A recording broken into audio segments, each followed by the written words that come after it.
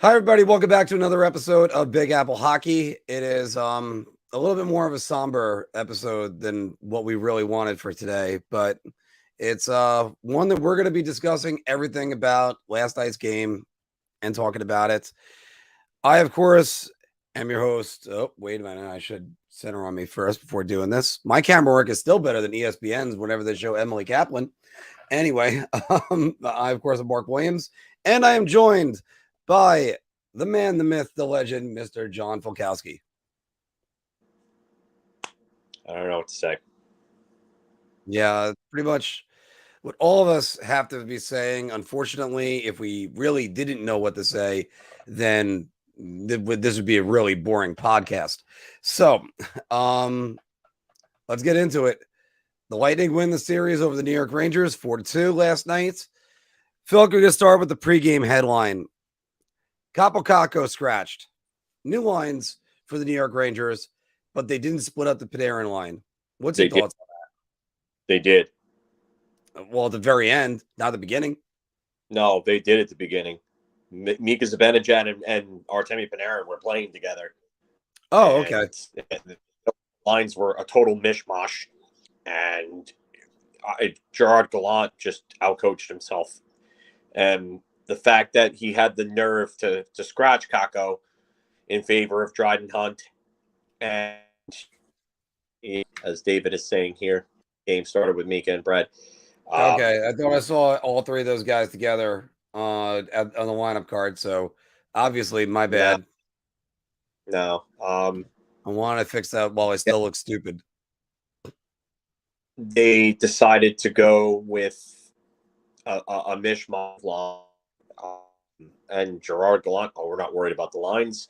He wanted to punt matchups away in favor of not playing the kid line, which was their best line all playoffs.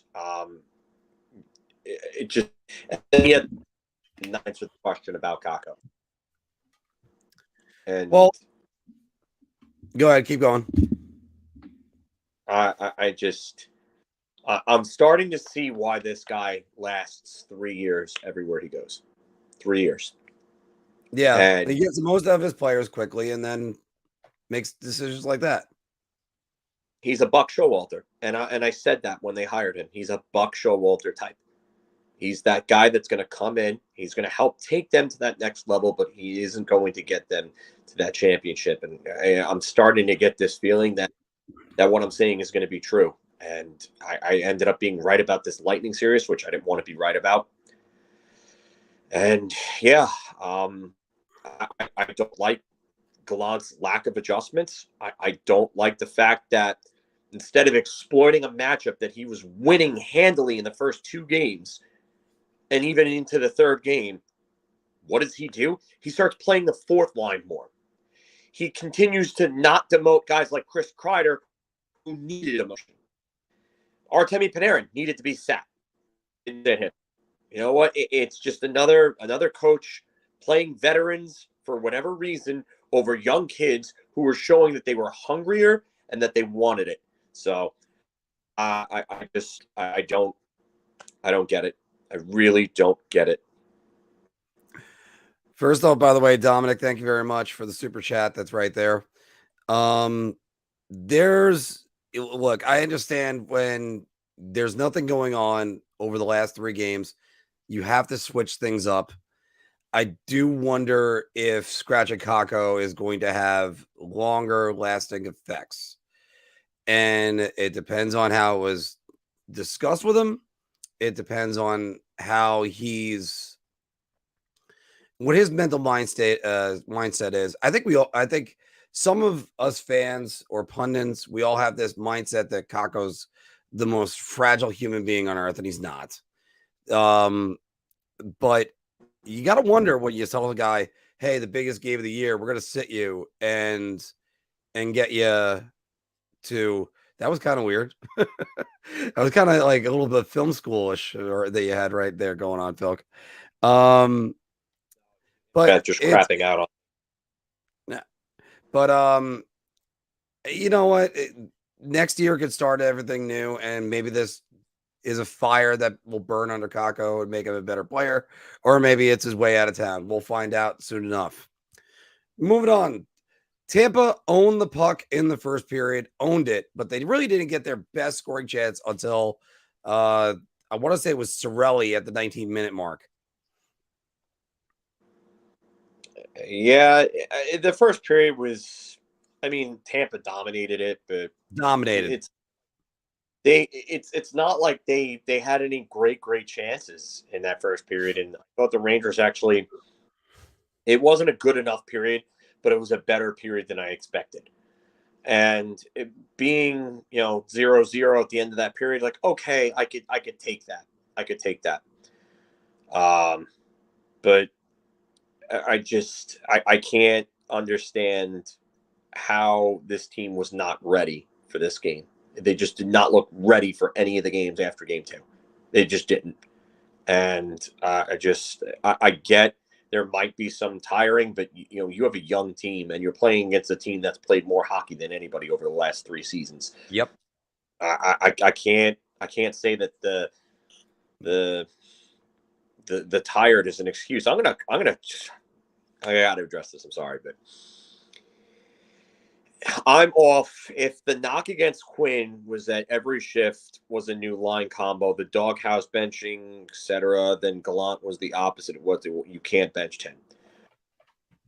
Did you happen to watch any of the 1994 run and see what happened with what Mike Keenan did with Brian Leetch and with Mike Richter and Glenn Healy?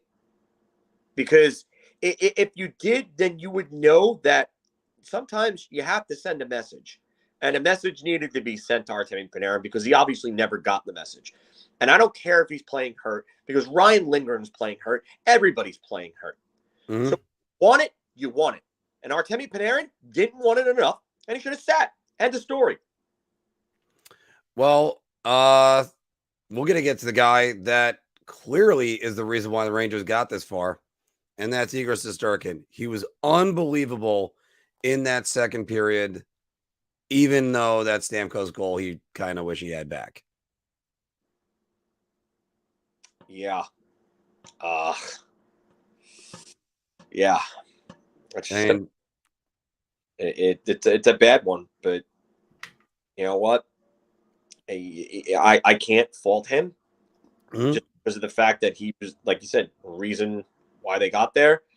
And then he made other ridiculous saves in the second and the third that kept him in that game. And he was incredible. He showed in this series why he's the best goaltender in the world. Andre may have won the battle, but it wasn't because of him. It was because of the team in front of him and the way that they outplayed them over the span of 4.5 games. So, 4 games. We'll give them the second game because it was really the last 5 minutes of that that second game where Tampa really poured it on. But yeah, if not for Igor, it's a 5-1 game in this, and the goals numbers for Tampa in this series are a hell of a lot higher. Igor Shesterkin was better than Andrei Vasilevskiy in this series. Andrei Vasilevskiy had little to no workload after. So, yeah, they really kind of completely got away from anything that was going to be a high danger problem for Andrei Vasilevskiy since the third period of Game 3, and he played well. Don't get me wrong. There were so many times I thought the Rangers had a glorious chance. It ended up being into his logo, and we're going to get to a couple key moments in a second, especially the one that got us all fired up. But I got to commend ESPN for finally framing and lighting Emily Kaplan right. And then they went right back. I have a $60 light that I have right here. And then I also have a light kit that I use when we do the bigger shows. How the hell does ESPN not frame or light her right? It's either up her nose. It's either like the camera is like this. I've gone on about this all playoffs. Like, it drives me crazy. It's like, how do you not see it? So, Phil, let's go to, I believe it was before the goal it happened. It might have been a little bit after. I'm forgetting about the timing on it. But Jacob Trouba's hit on Corey Perry, was it clean? Absolutely. Puck was there. It went through, but that play happens a lot in hockey. Never gets called because the puck is close. It's there. Shoulder to shoulder, shoulder to chest really hit. Perfect. No head contact whatsoever. You want to try to claim that it's interference? You could try to, but that puck's already committed to the hit. I have to say that was a play that the puck, you were right. The puck was there. He already committed to the hit. There is no way he could avoid that hit. And a matter of fact, it is a clean hit. It was shoulder to shoulder. I mean, I know Trouba's going to have a reputation now, if he hasn't already, because the Pittsburgh fans are screaming. The Carolina fans are screaming. Some of the Tampa Bay fans are screaming. But you know what? That's a good hit. How is that a problem? That's just me. Not an interference hit because the puck's there. It's there. Corey Perry knows that he's going to take a hit and doesn't play the puck. If he plays the puck, then he probably puts himself in a worse position, probably to get hit in the head. And then that causes a stir. But he does the right thing, lets the puck go through, and then bang, it's a hit, and it's a clean hit. And there's just no reason. There's no reason to be criticizing this hit. There really isn't. No, I think there's definitely far worse hits from every team in the league that you could look at, and Trouba's got even more debatable ones. Clearly, Crosby's hit and the Seth Jarvis hit was clean, but we're going to move on to the fact that the Rangers, in entering the third period, were being I don't know if there's a word to say this, by the way. I'm sorry. Outscoring chanced 12-2. That wasn't good. Yeah, the Rangers got outchanced. Thank you. I see that's the thing. You know, it's not right in my head, and I couldn't figure it out. So outchanced 12-2. The Rangers go into the third period. They get a couple power plays, and they cash in with Frank Vetrano with just about 5 minutes remaining. Your thoughts on that? Oh, I mean, it was a tie game. Everybody was really excited at that point, and it was given back seconds later, and that's the terrible part about it. You get that momentum, and you finally break through for it to be just squandered away because Jacob Trouba falls asleep at the wheel again. I mean, what? I love how Vetrano actually shot the puck. I wish the players would have shot the puck more and they'd stop forcing the one-timer Mika Zibanejad on the near side boards, which is just, I get it. Listen, he scores from there. I get it, but stop forcing it. It's not working. They're waiting for it. They're cheating towards it. Go somewhere else. That's why Washington's power play has been as successful as they've been for so damn long. Because when people start cheating to Ovechkin, what happens? Carlson's open. Green, Backstrom, the bumper play with Oshie in the slot. Start mixing it up. I got to agree 100% with that. There was a couple different times where I'm even looking at it going, go to Mika, you go to Mika here, you go to Mika here. And eventually it becomes, if it becomes readable to us, then how do you think Andre Vasilevsky is doing with that? How do you think Vasilevsky is doing with that? Yeah, John Cooper. There's another one. How do you think the players and John Cooper are and they knew it. And he knew it. And that's why every time Mika Zibanejad took a shot, there were two Tampa Bay players in front of him. And the Trouba hit wasn't dirty. Stop saying it wasn't dirty. And stop saying it was dirty. And stop saying it was interference. You're wrong. Please stop. Now, so by the way, just before that Vetrano goal on the faceoff, Mika had a one-timer that Vasilevsky was able to gobble up, and I think he actually got it in between his arm and his side. It was clocked at 96 miles an hour. So it wasn't that Mika wasn't trying to shoot the hell out of the puck. It's just, you know what, when you start knowing where the puck's going to be, it ends up in the logo and not in the net. So that's just how it ends.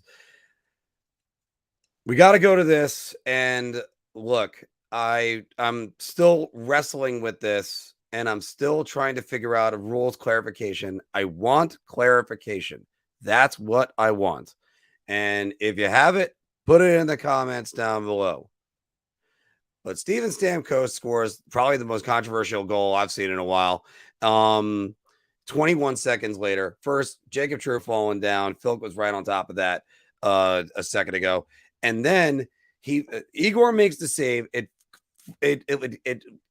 rolls around and flies out of his glove. When it comes out of his glove, it hits Stamkos and then goes back towards the net. And then and then he makes contact with Shesterkin as the puck is going past him. It wasn't before, it wasn't after, it was as it's starting to go past him. So Igor doesn't have an opportunity to make that save. The refs went to check the freaking video because even they knew it. So, Phil, please explain to me why it's a good goal. There is no explanation because it's not a good goal and it shouldn't have been a good goal. They really screwed this one up. And officiating has just gotten worse and worse and worse and worse in the NHL over the years. And I didn't think it could get any worse, but it's just, it continues to get worse. And Gallant should have challenged that. I know he could have. And even if he would have lost, I'd rather would have him challenged it and lost than not challenged it at all, which is another thing that I didn't like. But yeah, you're getting blocked now. Goodbye, whoever that is, this Sean, whatever idiot. Goodbye.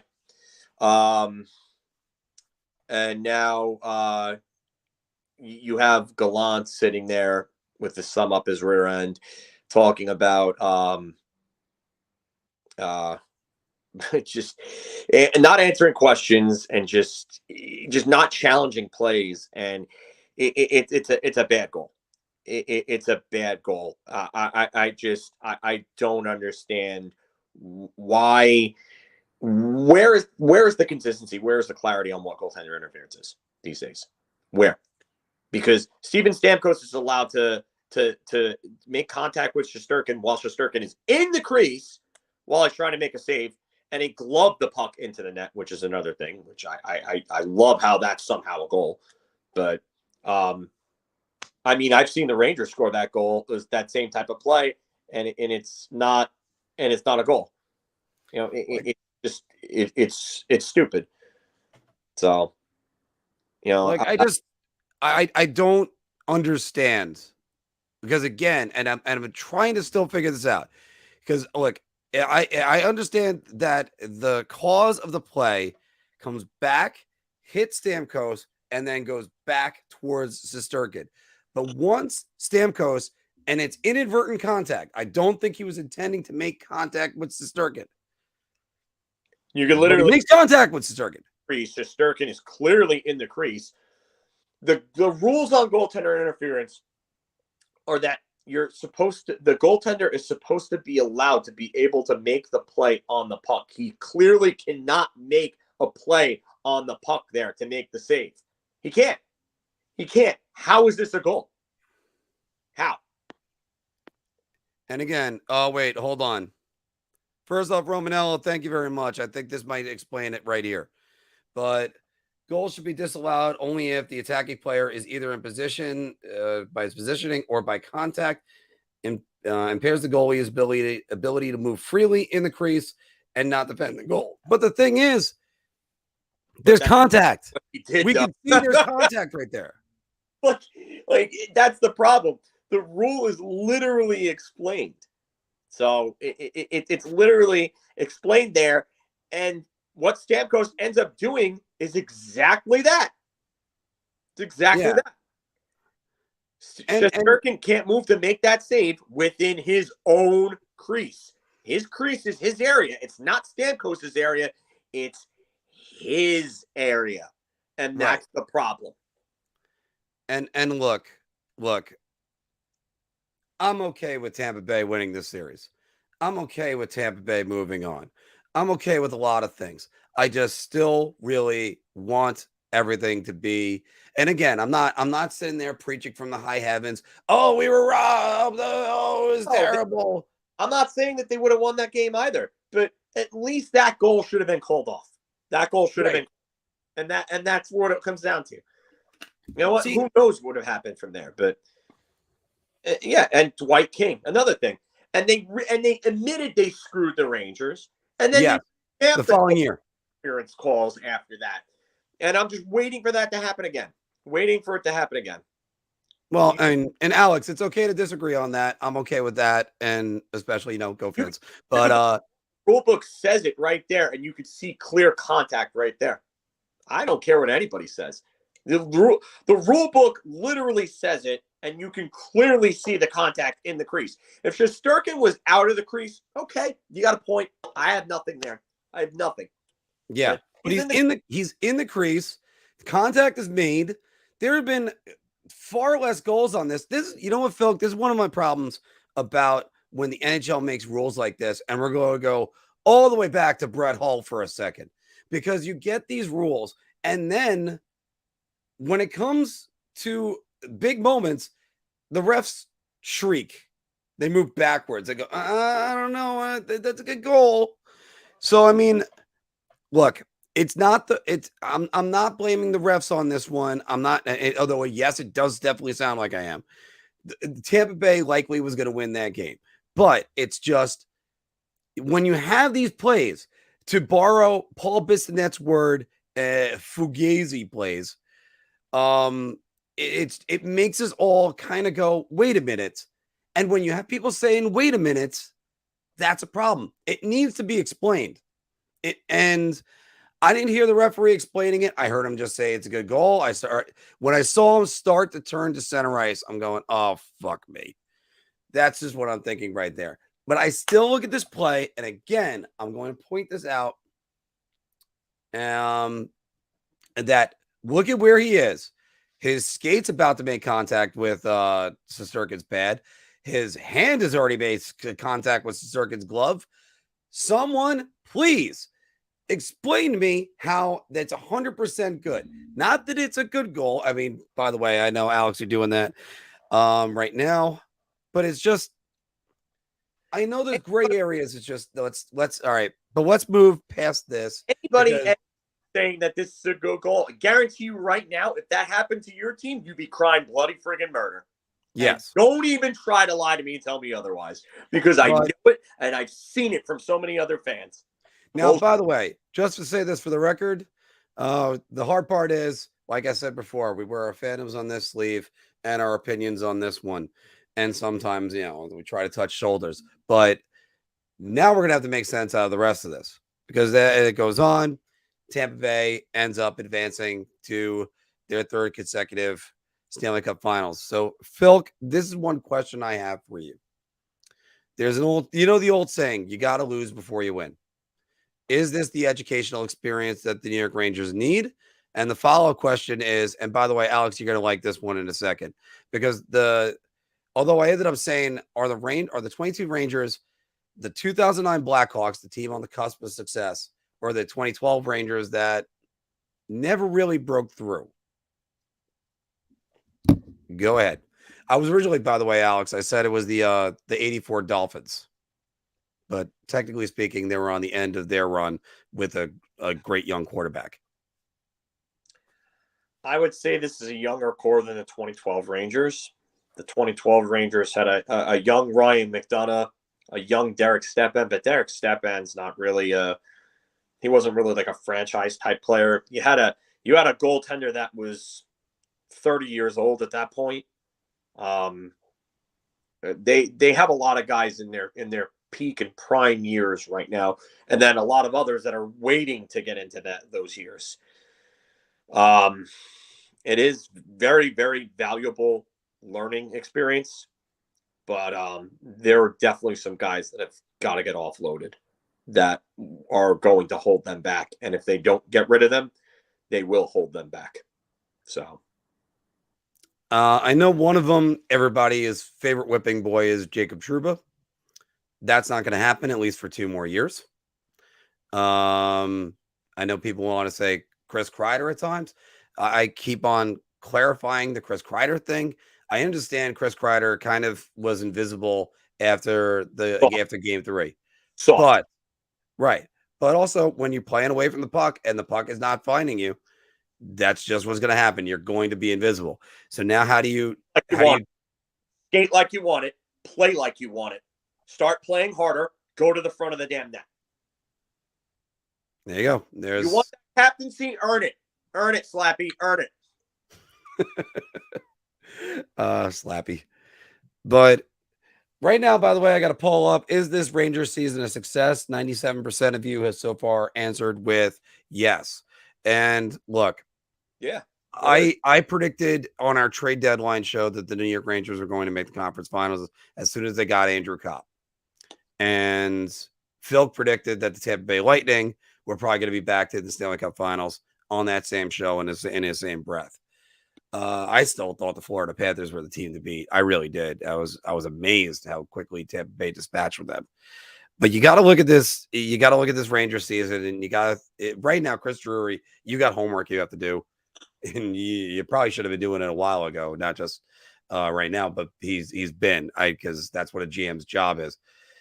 Because we could talk about we're going to talk about all the things in a postseason wrap up show, but the like Ryan Strome didn't look right last night, especially on the Stamkos first goal where you saw him skating back. You knew he was skating. I wouldn't be surprised if he has a bulging disc in his back or something like that. I've had those. It's just been yeah. Right. But on the other hand, his successor might have already been plucked by the New York Rangers in Brennan Ottman, and he might be up as early as next year. So that's another one. But Andrew Copp, what's your thoughts on Andrew Copp in this series? Because you want to talk about people that were invisible. Andrew Copp was invisible. He was noticeable on Ryan Strome's blown goal, but that's about it. Andrew Copp was awful after the Pittsburgh series. He was completely invisible in the next two series, and honestly, I don't know if I want him back anymore. I don't. Well, I don't know if the Rangers could afford him anyway. That's more stuff we have to discuss at a later time. Cap problems, and honestly, if I'm going to create cap problems, I'd rather go after Nazem Kadri than Andrew Copp at this point. Get Artemi Panarin a real center to play with, and not a guy that belongs on a third line. Not Ryan Strome. Ryan Strome he could go take a vacation to the sun for all I care. Ryan Strome, goodbye. No, I'm not re-signing Frank Vetrano either. No, sorry. Nope. Unless he wants to sign for like $1 million or something like that, which he's not going to do. But I think re-signing Andrew Copp for like $5 million would probably be the worst thing that they can do right now, because you're going to commit money to a player that isn't going to be a real difference maker when you need him to be. And yeah, his regular seasons will probably be really good. He'll probably go up to maybe a 50, 60 point scorer playing with Artemi Panarin, maybe even 70. But I mean, that's a guy that, I mean, he's better on the wing. They need center. They have other options that are cheaper in the system that could probably put up close to the points that he would put up without playing with Artemi Panarin. Well, here's the one question I have about him, which is, what's the competition going to be for him in free agency? And I keep on saying it and going back to it. I think the Detroit Red Wings are going to be blowing the doors off of everyone in free agency this year. I just think Yzerman is ready to get out of the rebuild and start building. It's not a prop, though. That's the thing. I do agree with you that I think that they're going to be somewhat active. I don't think it's a great free agency crop. I think next year is when you can really see Detroit get aggressive, like really aggressive next year. But one thing about this, Philk, is that usually I think, like in bad free agency years, teams will make bad decisions. For instance, the Kevin Shattenkirk free agency year. And I agree with that. I agree. Yeah. I didn't want look, it worked out. That's the best way to say it. It worked out, and Andrew Copp was amazing, especially Vetrano not often our best forward. honestly, I'm going to be honest with you, man. I don't know what you're watching. Vetrano was not often our best forward. Yeah. I gotta say, and Mike No. saying it right here. Ottman's gonna end up taking Vetrano's spot. I mean, you still got to figure out where the hell you put in Capo Caco. You still got to figure. Wow. Alex, I see Islanders signing Lad. I don't know what that was, but yeah. Oh wait, bad free agency years. Yeah, there you go. You get teams that then you get players that they're the best ones available and they get the best contracts available.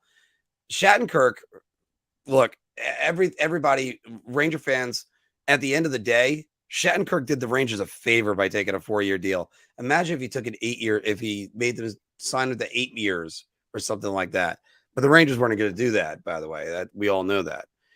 I said 8. That's only the clubs that keep him trade for his rights. So it's 7 years. My bad. Yeah. So, but again, looking at this team, there's questions galore. And again, we're going to do a postseason show, a season wrap up. But we're trying not to get too far into that right now. But is Filipino proven? Has he proved that he's a second line center? I don't know about that. I don't know if he's proven that he's a second line center, but I think there's. I mean, I wasn't sold on Filipino before this playoff run at all. Mm-hmm. And I know about 95% of Ranger fans were not. But I can tell you right now, he's definitely given the Rangers something to think about this offseason. Something to think about. And I would rather, I honestly, if it comes down to re-signing Kopp and Strome or giving Filipino the reins at the number 2 spot with Artemi Panarin, I would rather see Filipino get that number 2 spot chance. You know what? If they have to take a step back and if it's for the good of the team, then okay. Okay. I would rather see this team be set up for the future than be restricted by a bunch of guys who really at the end of the day are not going to be difference makers. And you know what? Chytil right now is a number 3 center. Yeah, nobody's saying he's a number 2 center right now. No one. Yeah. But that's why it's the question. That's why we're bringing up the question. But I can tell you right now, I would rather invest in Filipino than overpay Ryan Strome or Andrew Kopp, because those guys are not going to make the difference when it matters most. And I have said this numerous times, Phil, and out of my frustration, but I'll just throw my hands up in the air and say it again. You resign Ryan Strome, you might as well trade Lafreniere and Kakko right now. And then because what are you doing with them? They're not. I get so fucking tired of hearing people talk either at the bar or us online or anything. Oh, what's Kakko going to do? What's Lafreniere going to do? You have to play them. You can't just put them on the bench. There's a reason why they got to go in the minor leagues. There's a reason why Nils Lundqvist is in the AHL right now, because they have to get power play situations. They don't know what every single situation is. And Alexis Lafreniere was one of the best forwards for the New York Rangers in the playoffs right now. So I don't want to hear about him being PP2 next year while fucking the rotting corpse of Ryan Strome is there. Yeah, no, I'm tired of that. And I've been saying that they should have switched Ryan Strome and Alexis Lafreniere for about a year and change now. And I'm just tired of seeing Ryan Strome there. And Ryan Strome is a liability defensively. At least Alexis Lafreniere has shown you something away. Yeah. And you know what? And Alexis Lafreniere isn't a great defensive player by any means. He's maybe average at best, probably below average at this point. But Ryan Strome is a liability on a line where Artemi Panarin is a liability. And Andrew Kopp is maybe slightly above average defensively at best at the wing, not center. So why are we not giving our minutes to the kids who are important for this team's future over guys that have no future with this team. I don't understand it. I've been saying this since Quinn and Gallant this year. Still, Dryden Hunt over Capo Caco. Even though Capo Caco played the best hockey this season with Ryan Strome and Artemi Panarin.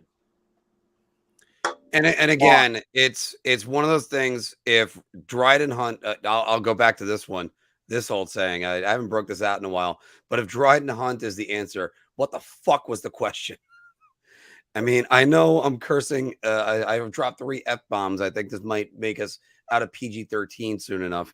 God, I hope not. But still, so I'll refrain from more F-bombs for the rest of this.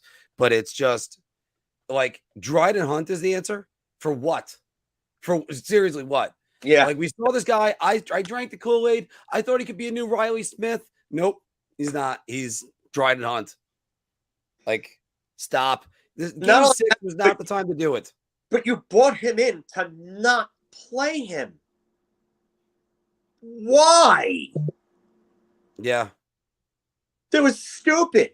So you're going to tell me that you're going to screw with the development and the psyche of one of your top young assets because you wanted to bring in a veteran who has no such pedigree whatsoever? Like, if you were telling me that you were benching him over, I don't know, let's just say, for example, Patrick Laine. Mm-hmm. You're going to bench him over. Okay, I get that. You're benching him over a great scorer, even though he's a guy that's really not good away from the puck at all. But again, like, I don't understand how you're going to break up your best line in favor of a veteran who doesn't give you a lot. And I said that he should have been in there over Ryan Reeves. That I absolutely will not back down from, because it's true. Because Ryan Reeves was just useless in this series. Right. Once they went, he was good for the first 2 games, but then he wasn't even good in the first 2 games, though. The team dominated in the first 2 games, and then Ryan Reeves, all he did was he was there for a scrum with Maroon, and that's it. Yeah, that's basically it. That's the only reason why he was there, just to let Pat Maroon know, hey, we're not going to take this. But Pat Maroon just said, all right, fine. He's still went around doing all of his stuff anyway. The Rangers did not stand up to Corey Perry in this series. That was another problem that they had, because Corey Perry was right in front of Shesterkin every single time. It didn't affect Shesterkin. I don't think it did. No. But it's just... like, I agree. You got to have somebody to punch him right in the face, metaphorically speaking, because you're going to take a penalty if you do actually do that, literally. But metaphorically speaking, he needed to get clocked. He needed to get sent on his ass. He needed to get clocked. Nick, by the way, welcome to the show. This is the first time I'm seeing you. We're going to have the Stanley Cup Finals preview later on this week. Same. And thank you for not being like that other idiot that wanted to start stuff. So I appreciate that. We're very open to discussion, and we're also covering the entire league. So stay tuned to us. But as a Tampa fan, you guys have a very good young team. Reminds me of when Tampa had the triplet line back in the day. Rangers kid line, I feel, is another one of those. And you guys will get a cup soon. Gotta hope so. Yeah. Look, nothing's ever guaranteed. That's why a lot of us are that's why a lot of us today feel down, because nothing's guaranteed. Look at the 2012 Rangers. You thought, hey, they're going to make it. 2013, not successful. 2014 felt like it could be it. Nope. And well, what about 2015? All it takes is a bad bounce. All it takes is, I still maintain the Rangers did not win in 2015 because Matt Zuccarello doesn't wear ear guards, because he got hit with a puck at the side of the head, right where the ear hole is, and had lots of health issues. And that was their leading scorer that year. So, but yes, they have to get traffic in front of the goalie. Yes, they have to do. There's a lot of things that they got to do. But I'm with Tom on this one, though. Hold on. We lost to Tampa Bay without Braden Point.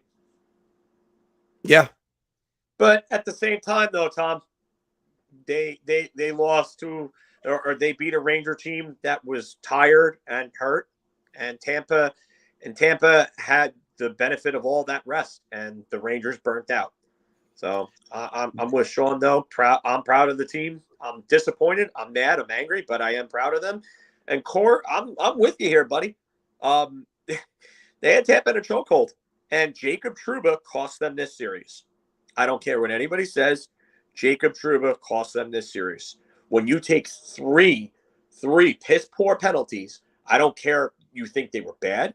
Mm-hmm. The reasons why those penalties happened was because Jacob Trouba was flat on his feet, had his head in the clouds, wasn't aware, and ended up putting himself in a bad position to where he had to take penalties.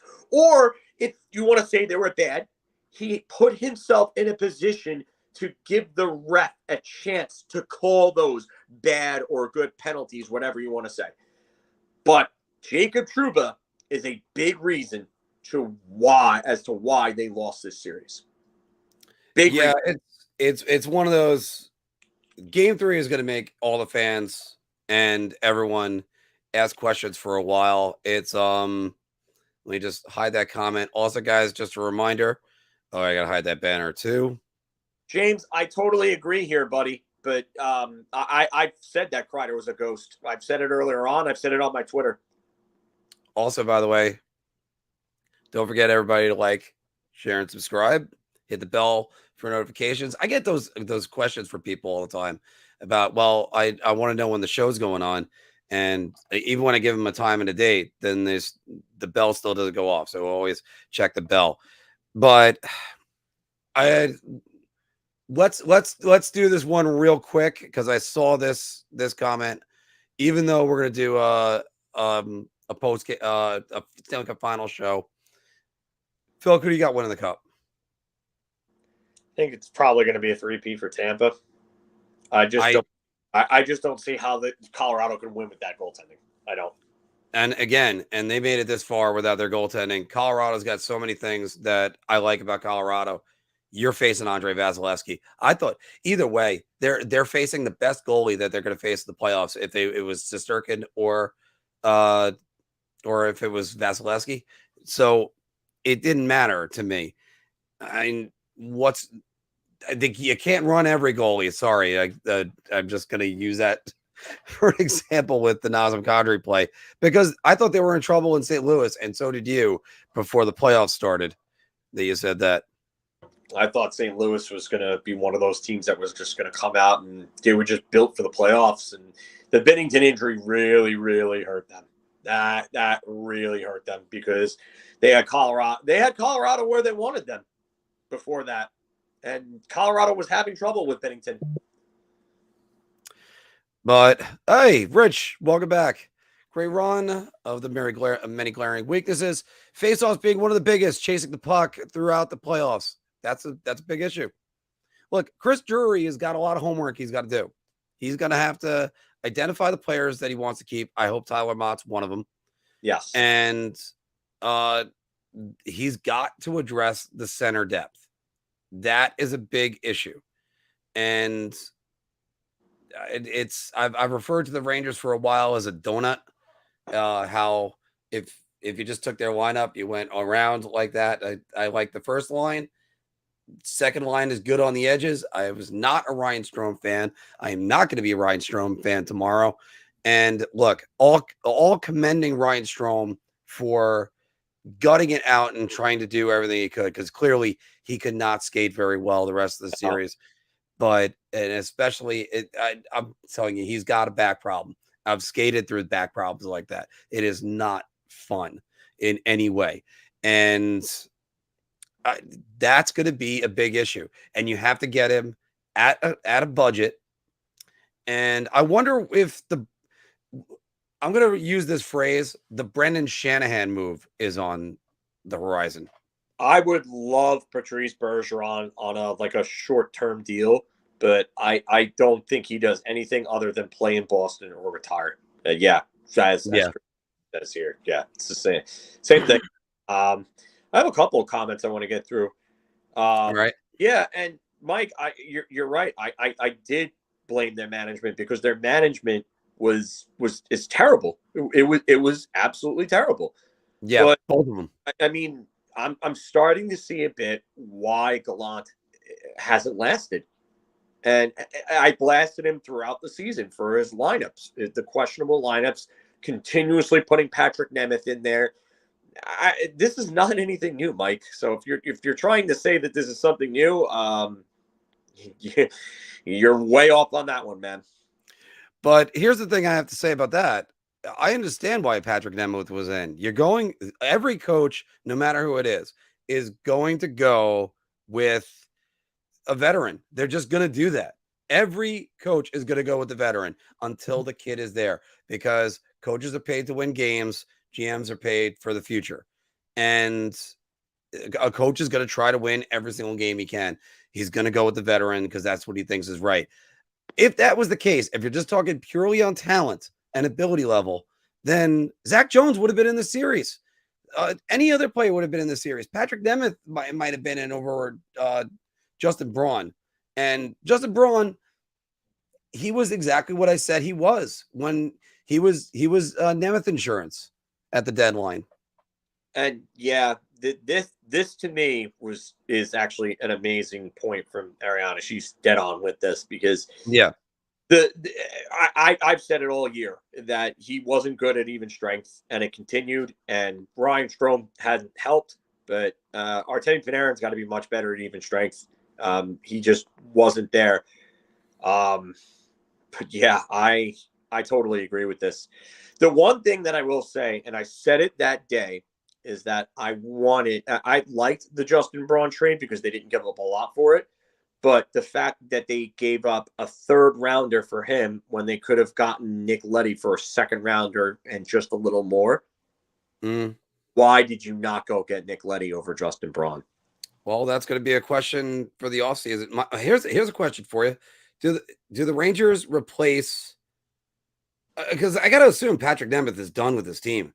You can't bring him back. He's got to get traded. He's got to get traded because he's got to submit a no trade clause for 8 teams, I believe it is, or it's a list of 8 teams. I have to look it up, and they're going to have to move him because they're going to need the cap space. But is Zach Jones or Matthew Robinson or even Nils Lundkvist, any of those guys ready to take his spot, or are they going to have to go out and find another free agent? I would assume that Nils Lundkvist should be ready.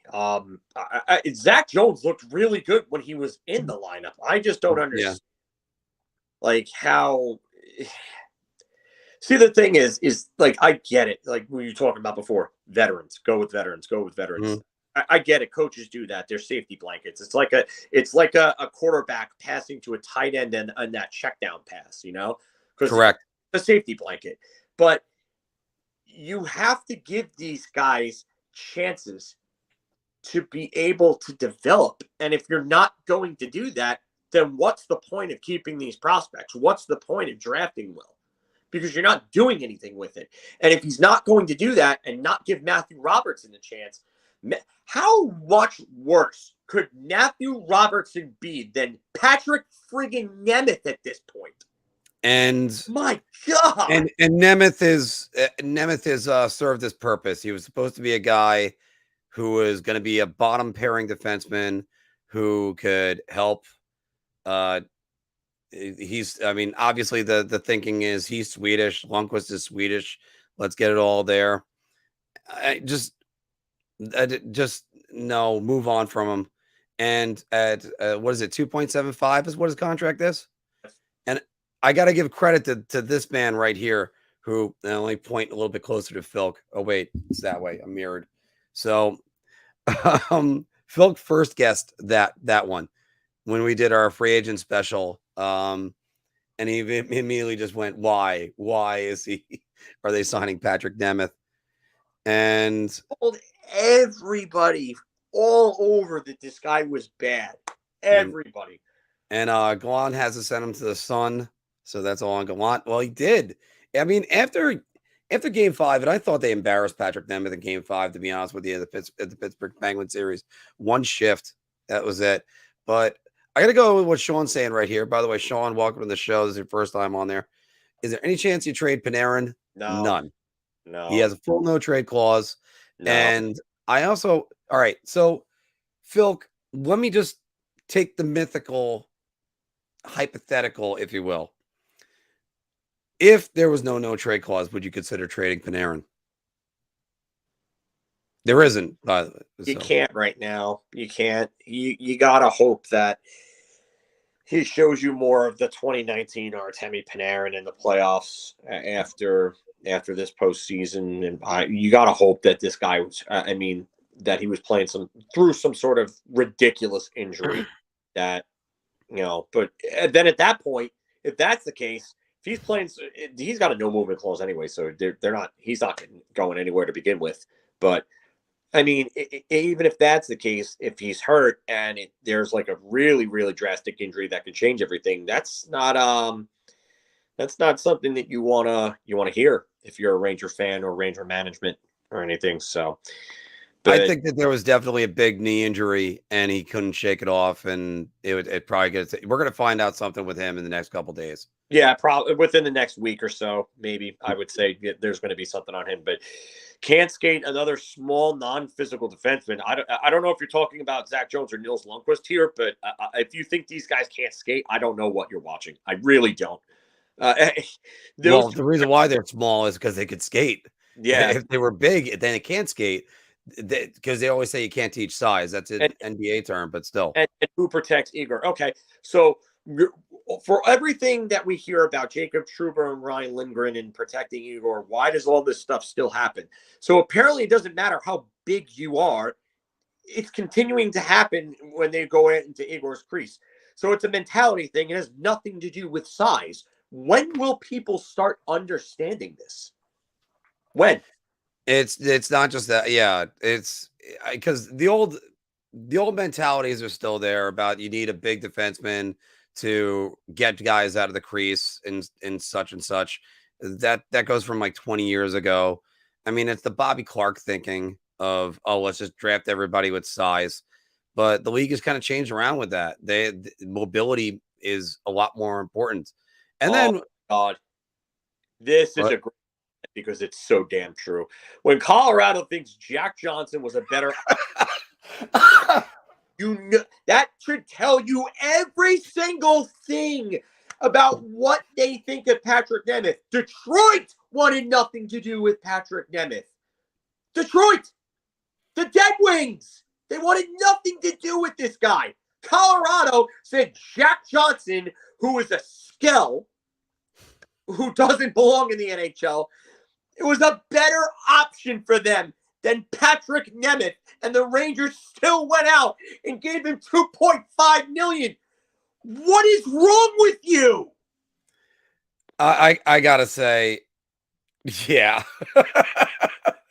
I took one look at Jack Johnson last year, and the thought still goes through my head. I think he was the 3rd overall pick to LA, right? Back in like 2011 or something like that, or it's a while ago. I try to remember what year, but I took one look at him on his first shift as a New York Ranger and went, oh my God, get this guy off my team.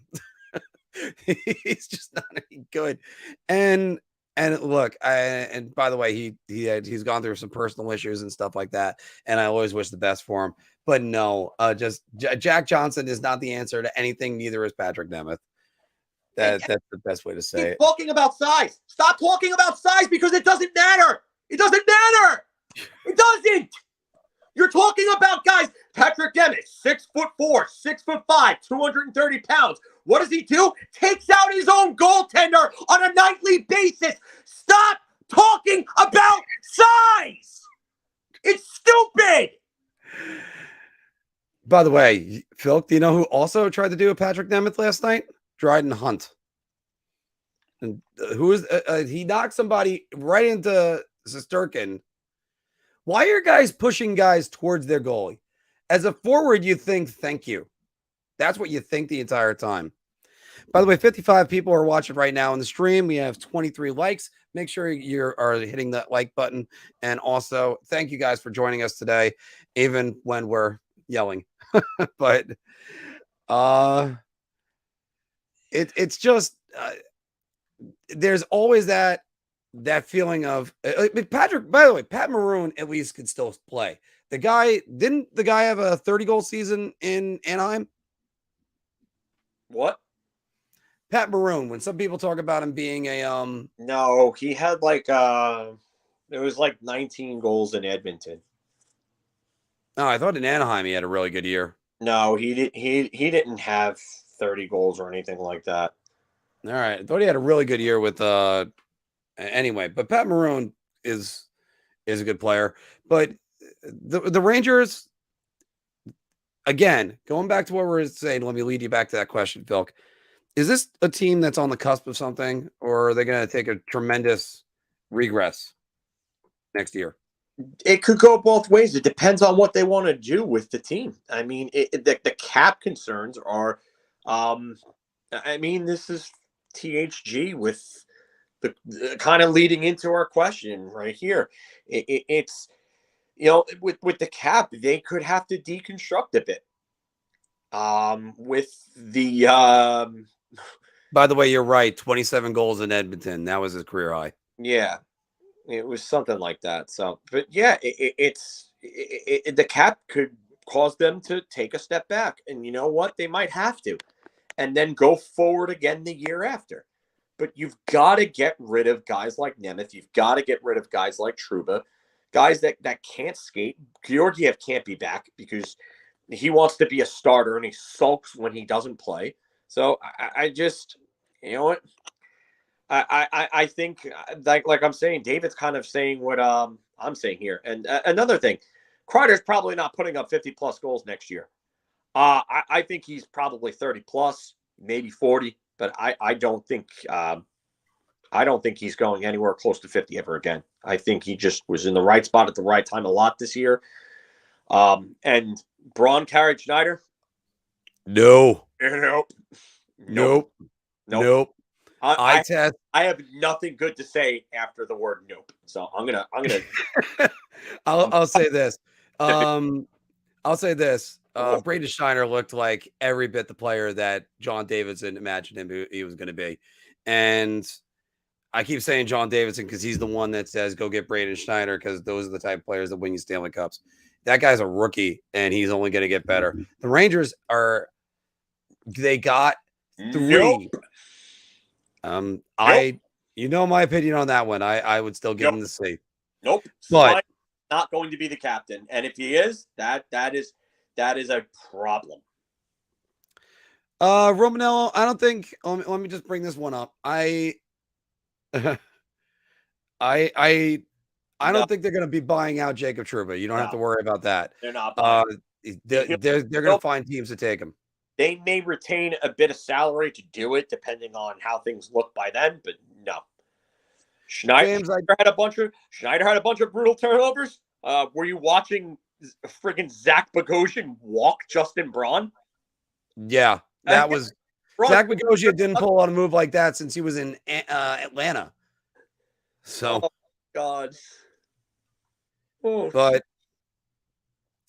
So going back to there was one right over here. What do you think about Barclay Goodrow as a third line center? No, but I think Barclay Goodrow is a better at a wing. He was pretty good as the Rangers' fourth line center, but they're not paying him $3.6 million to be a wing. To be a center on the fourth line. I read your comment. It still doesn't stand or hold any such sort of water. I'm sorry, it doesn't. Oh, it's just Braun was not solid. Oh my God, you were literally the only person that's going to say this about Justin Braun. We'll just agree to disagree and move on from there. Yeah. That's just no. Every time Kreider made a spin move on a player that never worked, I just thought about Ranger fans that were screaming for him to get the C. Yeah, but look, one thing I could say about Kreider's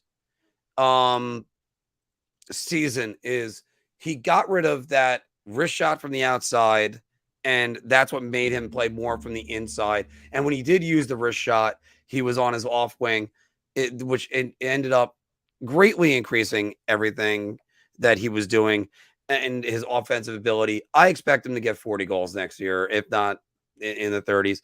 Look, you don't expect somebody just to get 50, but the way that they were also utilizing him, deflections at the side of the net, the way that it was for him in Game 7 versus Carolina, look, he also could see that time might not be on his side anymore. So he might have a little bit of extra effort in there.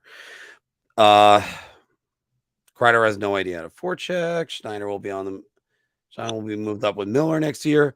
See, by the way, if I gotta say this, Rick, I think you might be right, but if Jacob Trouba ends up on the third pairing, then we should all just drive to Montreal to slap Jeff Gorton. Like, that contract is not looking good. No, and that's why they're not going to do it. And that's terrible. It's poor reasoning, but that's why they're not going to do it. But at the same time, the guy that gave him that contract isn't there anymore. So why are we worried about the perception of a player being on? He should be playing against third pairing competition. What he showed you in the playoffs, that's what you're going to, and it's only going to get worse from Jacob Trouba. It's not going to get better. Yeah, I know he's still in his prime years, but he's not going back to what you saw in Winnipeg. He's not going to get back to that. You're crazy if you think that. Petey, by the way, welcome to the show, Petey. And I got to say, this would be one of my concerns. And again, this is why I always say you got to capitalize on your opportunities when you have them. Oh, by the way, you know what? I was thinking about a team that didn't break through, Phil. How about the 2019 Hurricanes? Everybody thought the Hurricanes were going to be this great thing, and they haven't made it back to the conference finals or the Stanley Cup finals. Because you never know. Another team could come. Who knows? The Devils could suddenly figure it out. About it, Carolina's going to run into some massive cap problems. Yeah. They're going to run into some massive cap problems. They're going to lose some guys. And this team, I mean, I can't imagine that Domi will be coming back. I think Trocheck might be gone. And then you're going to have to start giving raises to guys like Svechnikov and Marty Necas and stuff like that. And you're going to have to let some guys go. Tony DeAngelo he's going to require big money. And somebody's going to sign him for, and I'll repeat what you said, big money. Yeah.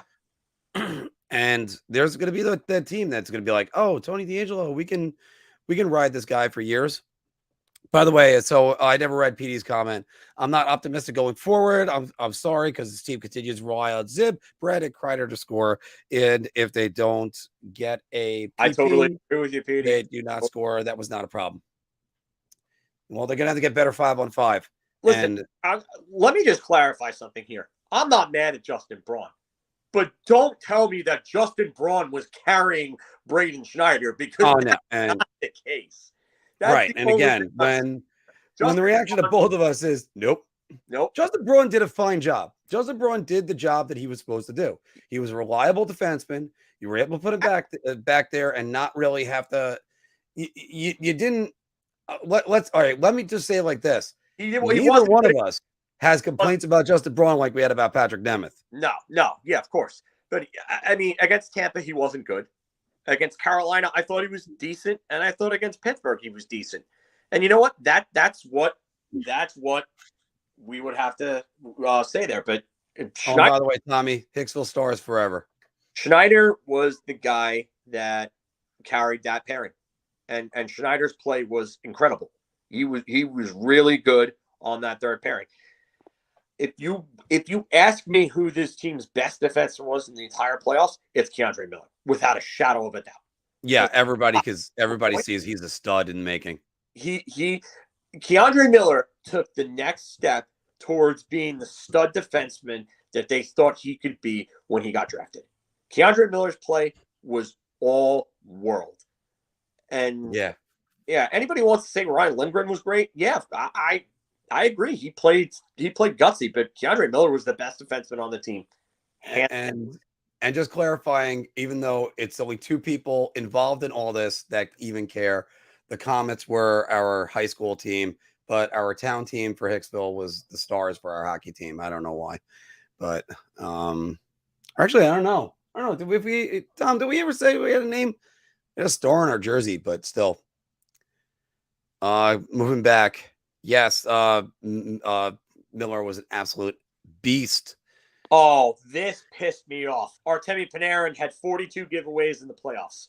He was, so I think he's either number 1 or 2 in giveaways in the playoffs. And you know who number 2 was? Jacob Trouba. Actually, I think if I look it up, it's Andrew Kopp. Andrew Kopp. Yeah. But Jacob led defenseman in giveaways, I believe. But Artemi Panarin,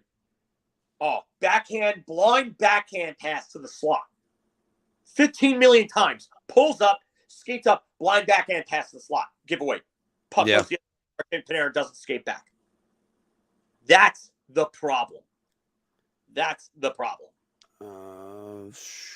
Still looking for giveaways. Went to NHL.com. I probably should have went to Hockey Reference, but I'll do that right now. Invisible. We've already gone over that. Kopp was invisible. Ryan Strome wasn't good when he was healthy. Panarin was garbage for the vast majority of the playoffs, aside from a couple of moments here and there. Artemi Panarin, I just listen. You're hurt. Sit out. Don't. And you gotta gut it out, especially. Well, the question is, are you injured or are you hurt? It doesn't, and that's the thing. If you're okay enough to be playing, you got to move your feet. Artemi Panarin did not move his feet enough. He didn't. No. Sorry. Welcome to the show, old man Overland. But no, that's not the case.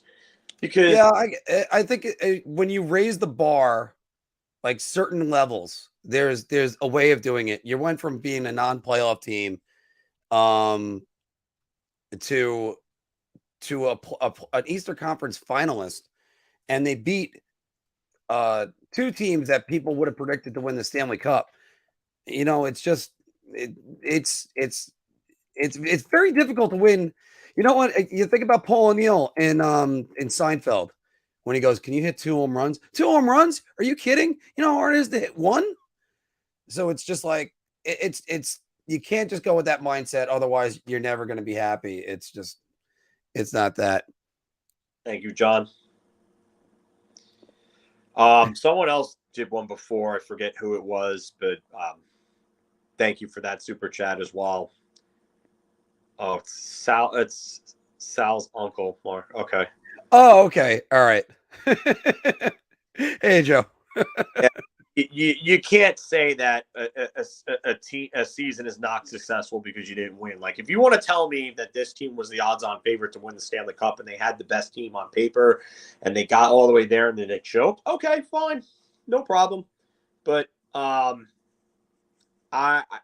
just think that when you go from a non-playoff team to a team that makes the Eastern Conference Finals and gets one game away from forcing Game 7, that's a pretty successful season, I would say, because they were definitely ahead of schedule. But PD's right here, playing backup goal. But you know what, though? You're right, but you're also wrong at the same time because everybody's got to deal with something. Also, don't forget, those goalies that they played, they were on well-coached teams. They were, I know people want to say, oh, it's a fake run, whatever. Same thing I would say. My argument for the Colorado faced much worse goaltending than the Rangers. Yeah, I'd say Colorado's in the Stanley Cup Finals, and the goalies they played, I mean, and Ville Husso was great in the regular season, but he was garbage in the playoffs. Absolute garbage. And it looked like Binnington figured out what he needed to do, and then he got injured and was run out of the playoffs. So there's one. I mean, you play a UC Sorrows-less. I don't know if that's coming out right. Give me a break. Like David Riddick and was it Connor was the other kid's name? Anyway, Connor Graham. So you got those guys, and then you play Mike Smith, who's almost my age, and I don't care if they're like, oh, well, they beat Calgary. Well, no, it's no, it's all there. And Mike Smith is so bad. Yeah. By the way, Phil, I got the numbers. Thanks, Number one, giveaways. By the way, thank you, B-Roy. Number one in giveaways for the NHL postseason. 43 goes to Artemi Panarin. 43. Tied at number 2. Andrew Kopp, Jacob Trouba. I knew Trouba was 2. I knew it. Yeah. Keandre Miller trails them by 1. in 28, 26 for Adam Fox, 25 for Frank Vetrano. Wow. Yeah, and I'm sorry, but Frank Vetrano was driving play. He was driving play the other way with that many giveaways, buddy. Kreider 22, Lafreniere 21, Strome 19. The fact that Strome only had 19, but I'm going to go with the critics, what they say right here, 16 for Braden Schneider. But then again, that's, let's see, they played 20 games. That's under a giveaway a game. So that's, I'm not going to kill the kid on that one. I'll answer your question, Tom, because Ken Holland is senile. That's why. When you think, when you think that Mike Smith and Mikko Koskinen, who have failed you twice already, are going to get it done the third time, you're senile. You're losing it. By the way, Phil, the highest non-Ranger on this list, who do you think it is? In terms of giveaways? Yeah. I'll give you one that played in this round. The next two highest Rangers, non-Rangers, are obviously playing in this round. Okay. One that they played and one that they did not play.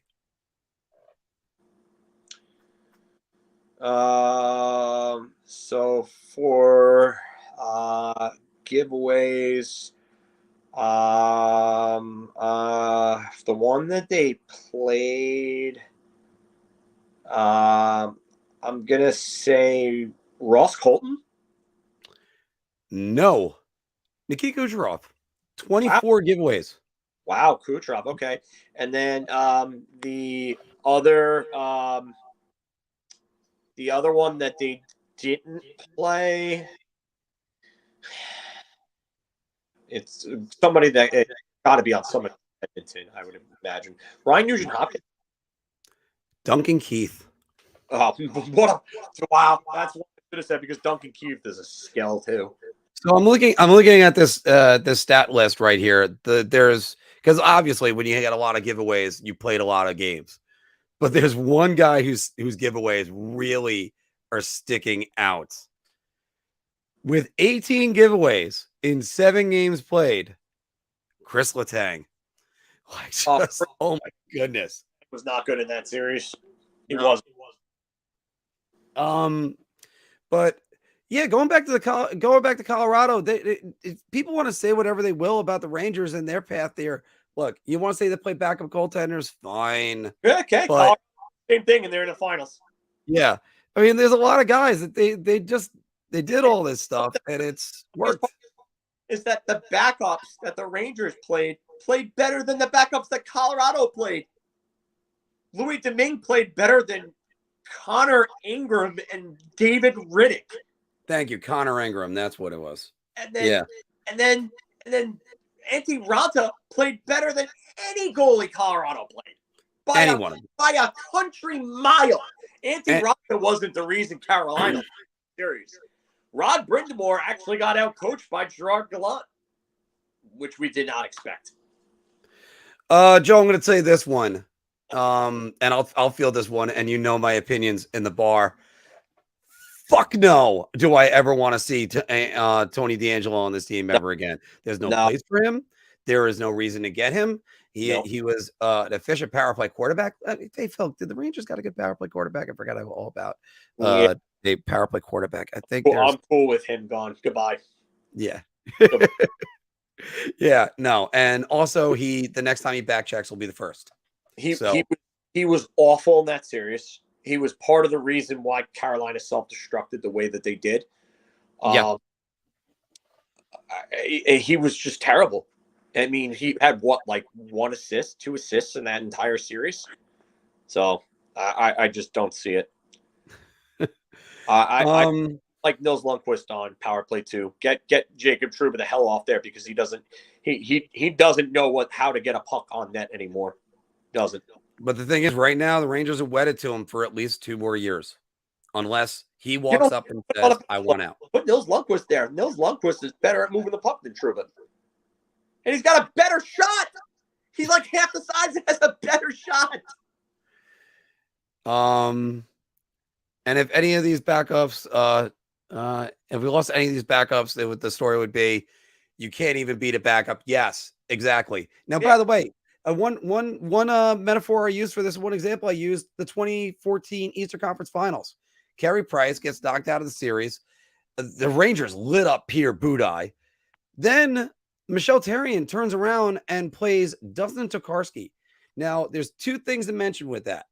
One, you're playing a guy the Rangers have absolutely no film on. There is no way they're looking at Dustin Tokarski and going, all right, well, this is where you attack him. But the other thing, sorry, guys, I got a very itchy ankle at the moment. And the other one is Dustin Tokarski played great in that series. He played phenomenal. He did. He was the only reason why that series went 5 or 6 games and not 4. The Rangers should have swept Montreal. They should have swept him, but Dustin Tokarski absolutely overachieved in that series. By the way, all the good news that's happening for us. We now have a sponsor. We partnered with Manscaped. Starting tomorrow, use the BAH Big Apple Hockey discount on there. Great product. We're going to do more plugging in the future because I actually have a great clip from back when me and Phil first started doing the Zoom calls, and it's we were drinking some soda, and it's just us saying, hey, we're for sale. We're completely for sale. We will hawk any product that we can. Just so you can see, I am actually an actual client. Yes. This is something I've had for a while. I love it. And it does work. Yes, and it does a great job. The light, very important. I never thought a light would be good for a shaver, but yes, it is. So we're gonna get more on that in a little bit. Let's get back to a couple more questions and go for at least maybe another 20 minutes. So yeah, I gotta. Yeah, well, actually, Cora, they reached out to us, so we're starting to get a little bit. Marc, they reached out to you? Yeah, they reached out to us. Wow. Yeah. All right. So apparently, Phil is finding out some news on his own podcast. I did not know this. I remember seeing in the group text that you said that we were working with Manscaped. I was like, wow, okay. I was like, this is pretty cool. Yeah. But yeah, I'm finding this out. I'm sorry, I got to jump because I saw this one. Julian, who is PLD? And that is Pierre-Luc Dubois of Winnipeg. And Core asks a real good question here. Would you guys want PLD? Who would you give up?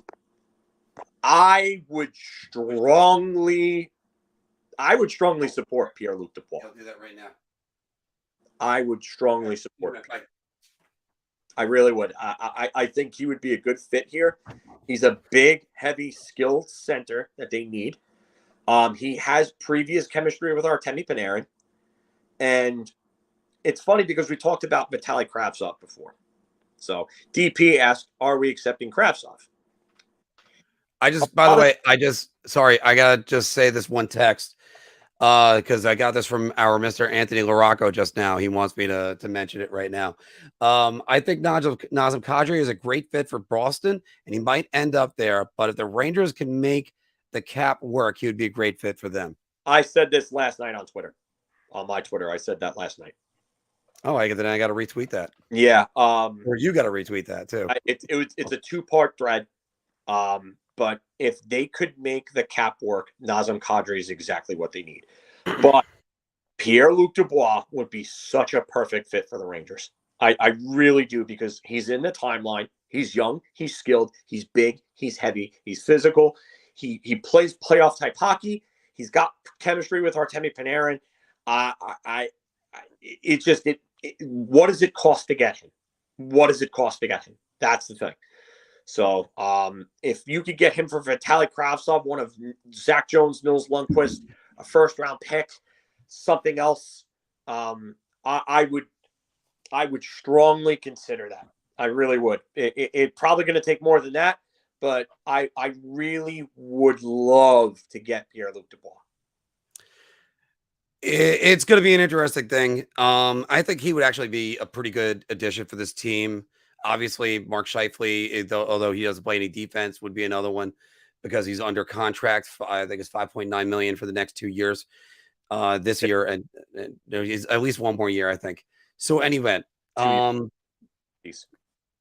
because Phil, one thing I think I said it before, the Brendan Shanahan move. Because whenever I look at any team that couldn't get over the hump, the '96 Detroit Red Wings, and they go off, they trade Paul Coffey, who is still performing at such a high level, to the Hartford Whalers for Brendan Shanahan, and then that was all they needed to make that team into a Stanley Cup winner and a two-time Stanley Cup winner.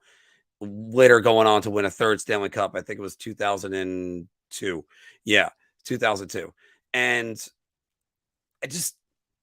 I wonder what that move is. And yes, just going back to one of the comments right here, B-Rye, why was a one-legged Ryan Strome dressed over Kakko? We don't have an answer, but it just it's probably a matter of Gallant going to a veteran safety blanket player and just not being happy with Kakko all year. I don't understand it. I really don't. Yeah. That he didn't answer. That to me, that's the biggest load of shit for me. You made a ballsy decision that was well criticized and that you knew you were going to have to answer about, and you don't want to answer it. No, buddy. You don't get to do that. That's a big one. That's a big one. Sorry. Yeah. You have to make sure that you're answering that question. And you really have to, because all of us turned to each other and just went, wait, Kakko's out of the lineup? Why is blaming Kakko for the Rangers' problems is not the right move?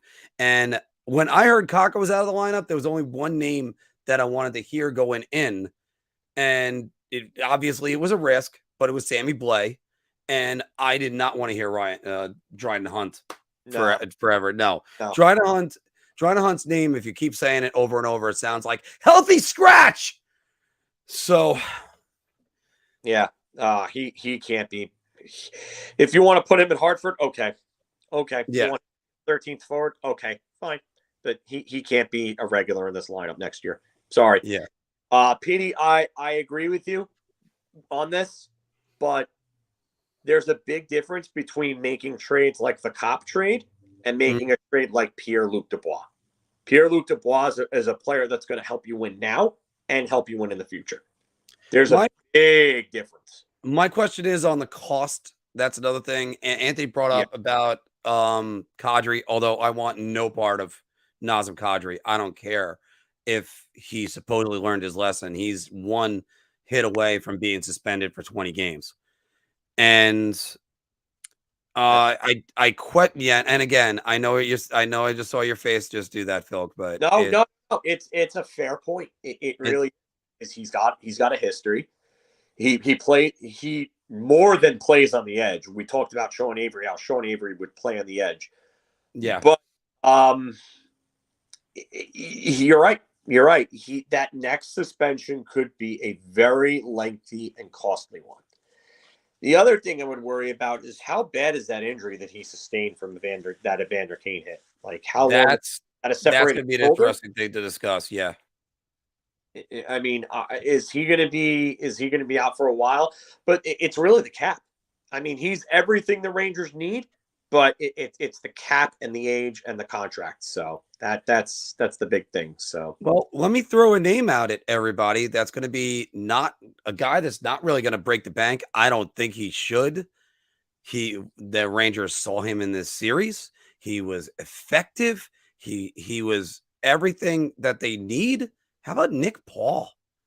Why are we immediately going to Pierre-Luc Dubois when Nick Paul, you could get him for probably $3 million over the next 5 years? Although, because he is a UFA, I gotta find out what his contract was. Try to find a way to keep him if he takes one of those Tampa contracts because of the state taxes in Florida and everything like that. I mean, Tampa, they have to realize that they do not have good prospects at all. They've traded so much. They traded so much for Hagel. Then they gave up for Paul. And I praise those moves because they were good moves and they're clearly working out. But Nick Paul, I agree with Core here. He's not a legitimate number 2 center. No, but again, here's the thing. This is also what I believe. I think the Rangers fashioned themselves into a top-heavy team. They want to rely on Zibanejad. They want to rely on Kreider and Panarin and all of. Yeah, if you're going to do that, you're going to have to be a top-heavy team. That's what you use on your power play. That's your power play is eating up about 1:30 of power play time all the time. You're going to have to get better 5-on-5. And Nick Paul looked good when he was in the place of Braden Point at times. I mean, it's just I'm thinking about him as a third line center, not as a fourth line as a second line center. Obviously, Yeah, I listen. If they got Nick Paul as a third line center, thumbs up. I don't know if you can go spending on that. That's the thing. Like, if you want to go and spend on Nazem Kadri, and like you could find a way to make that work, and somehow Jacob Trouba agreed to move his no movement clause and get traded, like, okay, yeah, I'm cool with that, because you know what, I'd be willing to take the risk on Nazem Kadri to help get over the hump, because yeah, that contract might suck down the line, but I think that's the type of player I think that could help you win a cup. And yes, I get the concerns about the suspensions. I do. But I do think that Nazem Kadri is what they need. Faceoffs, he can win faceoffs. He's a tough player. He's an agitator. And he's a guy that could play with Artemi Panarin. Like, you want to give Artemi Panarin a legitimately talented center. There you go.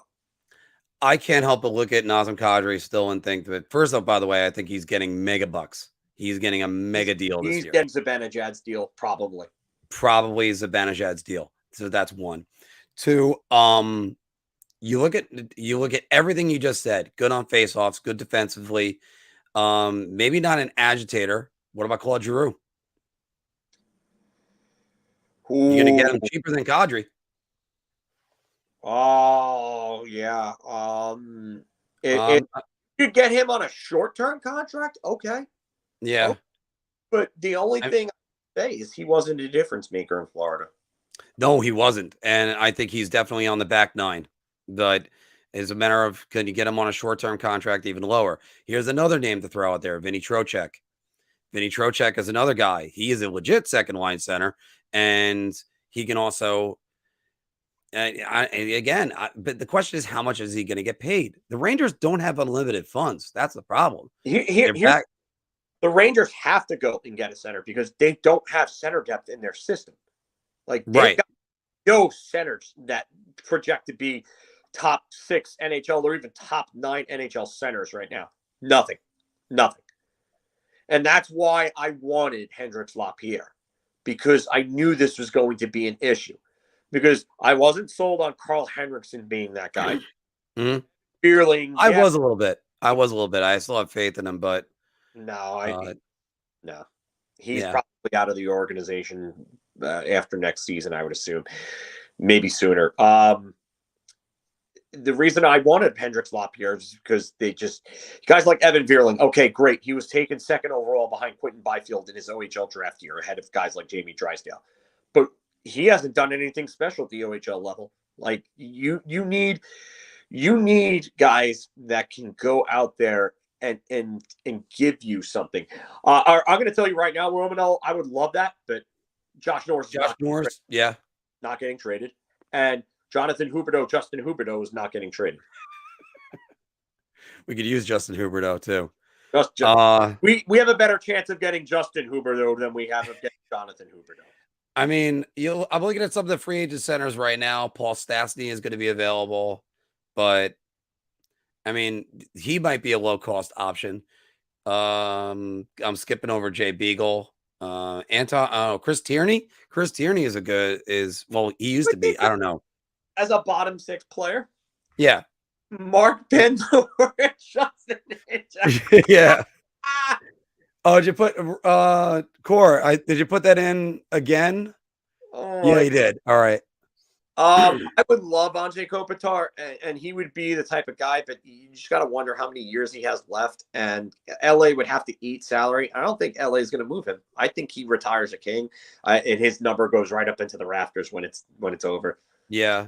And also, I mean, that Selke possibility that's right there. Seabez, this is the first time I'm seeing you. Welcome to the show. Kako scoring was underwhelming, but he helps with the offensive zone and controls the puck. Kako has just been proving that he can end up developing into an elite possession player. And I do mean the word elite. I don't hold that word back. I just still think if the Rangers give up on Capo, it's just going to be, it's not. Romello, I would love Josh Norris, but Josh Norris is not going anywhere. Ottawa is not trading him.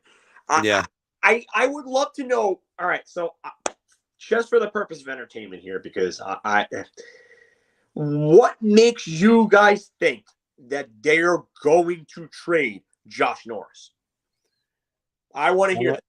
I want to hear it. I'm going to go and check his contract situation right now. They have literally zero reason to trade him. John Kim, Miller. I don't think JT Miller's going anywhere. I think Vancouver's going to build around JT Miller. Josh Norris is an RFA right now, so Ottawa's got the hammer. Because you said so. Give me a reason, Cor. Come on, buddy. Bring it. Bring it. Romanello, I don't know where you heard that, but LA is definitely not moving Byfield. Oh my God, no way. They are not giving up on a second overall pick that actually showed some promise in his brief time before that injury. No way. That's sort of like there was the report that Larry Brooks put out that said, what if the Rangers trade Alexei Lafreniere for the first overall pick this year? And I can't help but just say, what are you thinking? Because then you're just restarting the clock on a lot of the rebuild stuff. And you mean to tell me Shane Wright is going to just jump right in and be Alexei Lafreniere right now? No, you keep Alexei Lafreniere. He's still on an entry-level deal. First of all, you have to, and Lafreniere is not even close to being a finished product. It's not close at all. He's 20. And there's, it's just 19, 20 years old. He's not even close. And then on top of that, you have a player in Shane Wright that's going to be the number 1 overall pick. What are the odds that Shane Wright is better than Alexei Lafreniere at Shane? I don't think there's much odds. So no, and I don't think it's going to be especially next year. I mean, you're talking about prodigies at 18. Because that's where you get the Connor McDavids. That's where you get. I mean, Nate McKinnon was great his first season, as well. But no, you don't trade a guy. You don't trade progression, and just immediately go back and then go. All right, well, no. Jonathan is not. No, absolutely not. I want nothing to do with Jonathan Toews for a multitude of reasons, including the way that he basically shrugged off the whole abuse scandal in Chicago, and then basically kind of supported Stan Bowman and stuff like that. I don't want him because of that. I also don't want him because his contract is terrible, and I think that his body's just eventually gonna break down. So, I don't want Patrick Kane either. Yeah, no. Realistically, by the way, what do you think on? By the way, Jalen, how you doing? What do you think about our man's question right here? What do you think D'Angelo is going to make on the open market? I'm trying to match him to a team. Probably about like $6 million, I think. What team do you think should go after him? I wouldn't be surprised if he goes to Philly, because they're not going to care about his stuff. He's a South Jersey boy, so he probably grew up a Flyers fan. And they could use a legitimate puck mover, and they're going to have cap space to deal with. So it's just a matter of, does he want to go home or does he want to try to go to contender? So, and you want to brink it? Everybody's going to want to brink it. Everybody, get in line. He's going to want to brink it, and it's going to cost an arm and a leg to get him and Pasternak. So. Yeah, that's going to be it. And Lou, you're right about that. The Rangers need centers. They need to get more, more stuff. And by the way, you know what? I can see him go. Wow, Wow. I just had this thought in my head, and we laughed about this when I was on with Anthony a couple days ago, Philk. But imagine if Evander Kane goes to Philly, and Tony DeAngelo goes to Philly, and you still have Rasmus Ristolainen as a defenseman on that team. There is no defense to be had with those guys. It's defense and lightning rods, because Ristolainen is a lightning rod because of his awful defensive play. Tony obviously for my stuff, and then Evander Kane, but Evander Kane's staying in Edmonton. They're gonna find a decent deal for both sides there, and he's gonna stay there. Would you do that if you're Ken Holland? Yeah, that's one thing that I would do if I'm Ken Holland is keep Evander Kane. I just think that he found somewhere where he fits. He's not going to be the guy that everybody's going to look at. And Connor McDavid's going to do enough stuff on a nightly basis where people aren't going to talk about Evander Kane, him and Leon Draisaitl. So, but I worry about that locker room presence and the fact that he's a good soldier in his first season, and then after that, it just melts down. Yeah, you're right about that. But I think I think he knows that he can make money in Edmonton, and that this has got to be his last. Because if he screws up again, he's gone. He's gone. That's it. I think, and the same thing with Tony DeAngelo. Tony DeAngelo has another one, but oh my God, if that's the case, Tony DeAngelo, goodbye. I mean, he's done when he screws up next. So I think these guys are going to be on their best behavior for a long time. Well, first, let me get to John Kim first right here. Well, we need to give up a draft pick to get rid of Patrick Nemeth. I'm going to say clearly yes, but Phil could go right ahead, say yes, and go on. I think, yeah. I don't think it's going to be nearly as much as Marc Stahl, but I think that they're probably going to have to give up something small to get rid of him as well. Yeah. And there's plenty of teams in there as this looks really good for me right now. There's plenty of teams that are going to want to take on salary or need to take on salary. And as long as they're not on his no trade list, the Rangers could send him there. So, and we keep going back to this. We keep going back to, so I just lost it. Andrew Ladd got traded after not playing for a full season. Anybody can get moved. We are at 60 people right now in this live stream right now. So I guess we'll just keep on going. And hey, everybody, thanks for joining us. And if you haven't done it already, always make sure that you like us, subscribe, and hit the bell. So, Phil, we're going to keep going right there. I would love it if Sonny Milano came onto this team, but he's got a home now. I think he's found a home in yeah, I don't think Anaheim. I think he's gonna probably start putting up the numbers that you thought that he would as a first round pick of Columbus. He's from Massapequa, not too far from Marc and I, and I have friends that are actually friends with him. As a matter of fact, the guy that made that comment is. So yeah. So yeah, I would agree that Milano would be a nice player to have. But I can tell you right now, I don't think he's going anywhere. Let me give you guys a couple spoilers on this. Arman asked a great question. What's our plans? Draft night coverage, free agency show, then the summer off. We're actually not going to be taking the summer off. There's a lot of content that that I got that we're planning on. We do not. It's for instance, you're probably going to end up doing a live stream for the draft. We're hoping to be at the draft, by the way. That's another story. But there's also a series that I'm going to be running called Ice Camera Action, which is all about hockey and film and cinema. There's also going to be our free agency show. We're going to be doing our weekly show anyway. Anthony's going to be booking guests. There's a lot of stuff that we got going on, and no worry. Yeah. No days off here. Yeah. It's us to book guests in the summer because everybody's off. So, we'll be able to get more guests and hopefully get some guys on. You guys really want to talk to us. I would look forward to. I know that something that we've been working on is Dave Jackson from and we actually came across that. So that's going to be now we got something to talk to him about, because I still don't see how that Stamkos goal was legit, but that's just me. I'm not going to make it a rallying cry on that. It's just, it is what it is. Thanks, Lou. Appreciate that, Lou. And of course, the actor wants to do a hockey film segment.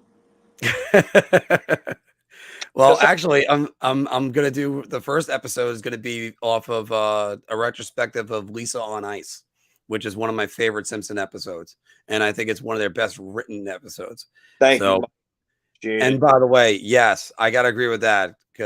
Congratulations to you, Phil, on the new job, and now you're gonna be more consistent in your times. I mean, our weekly shows might have to change the day. We might have to do a weekend type thing in order for it to get all three of us together. But yes, but that will change. We will be more three of us.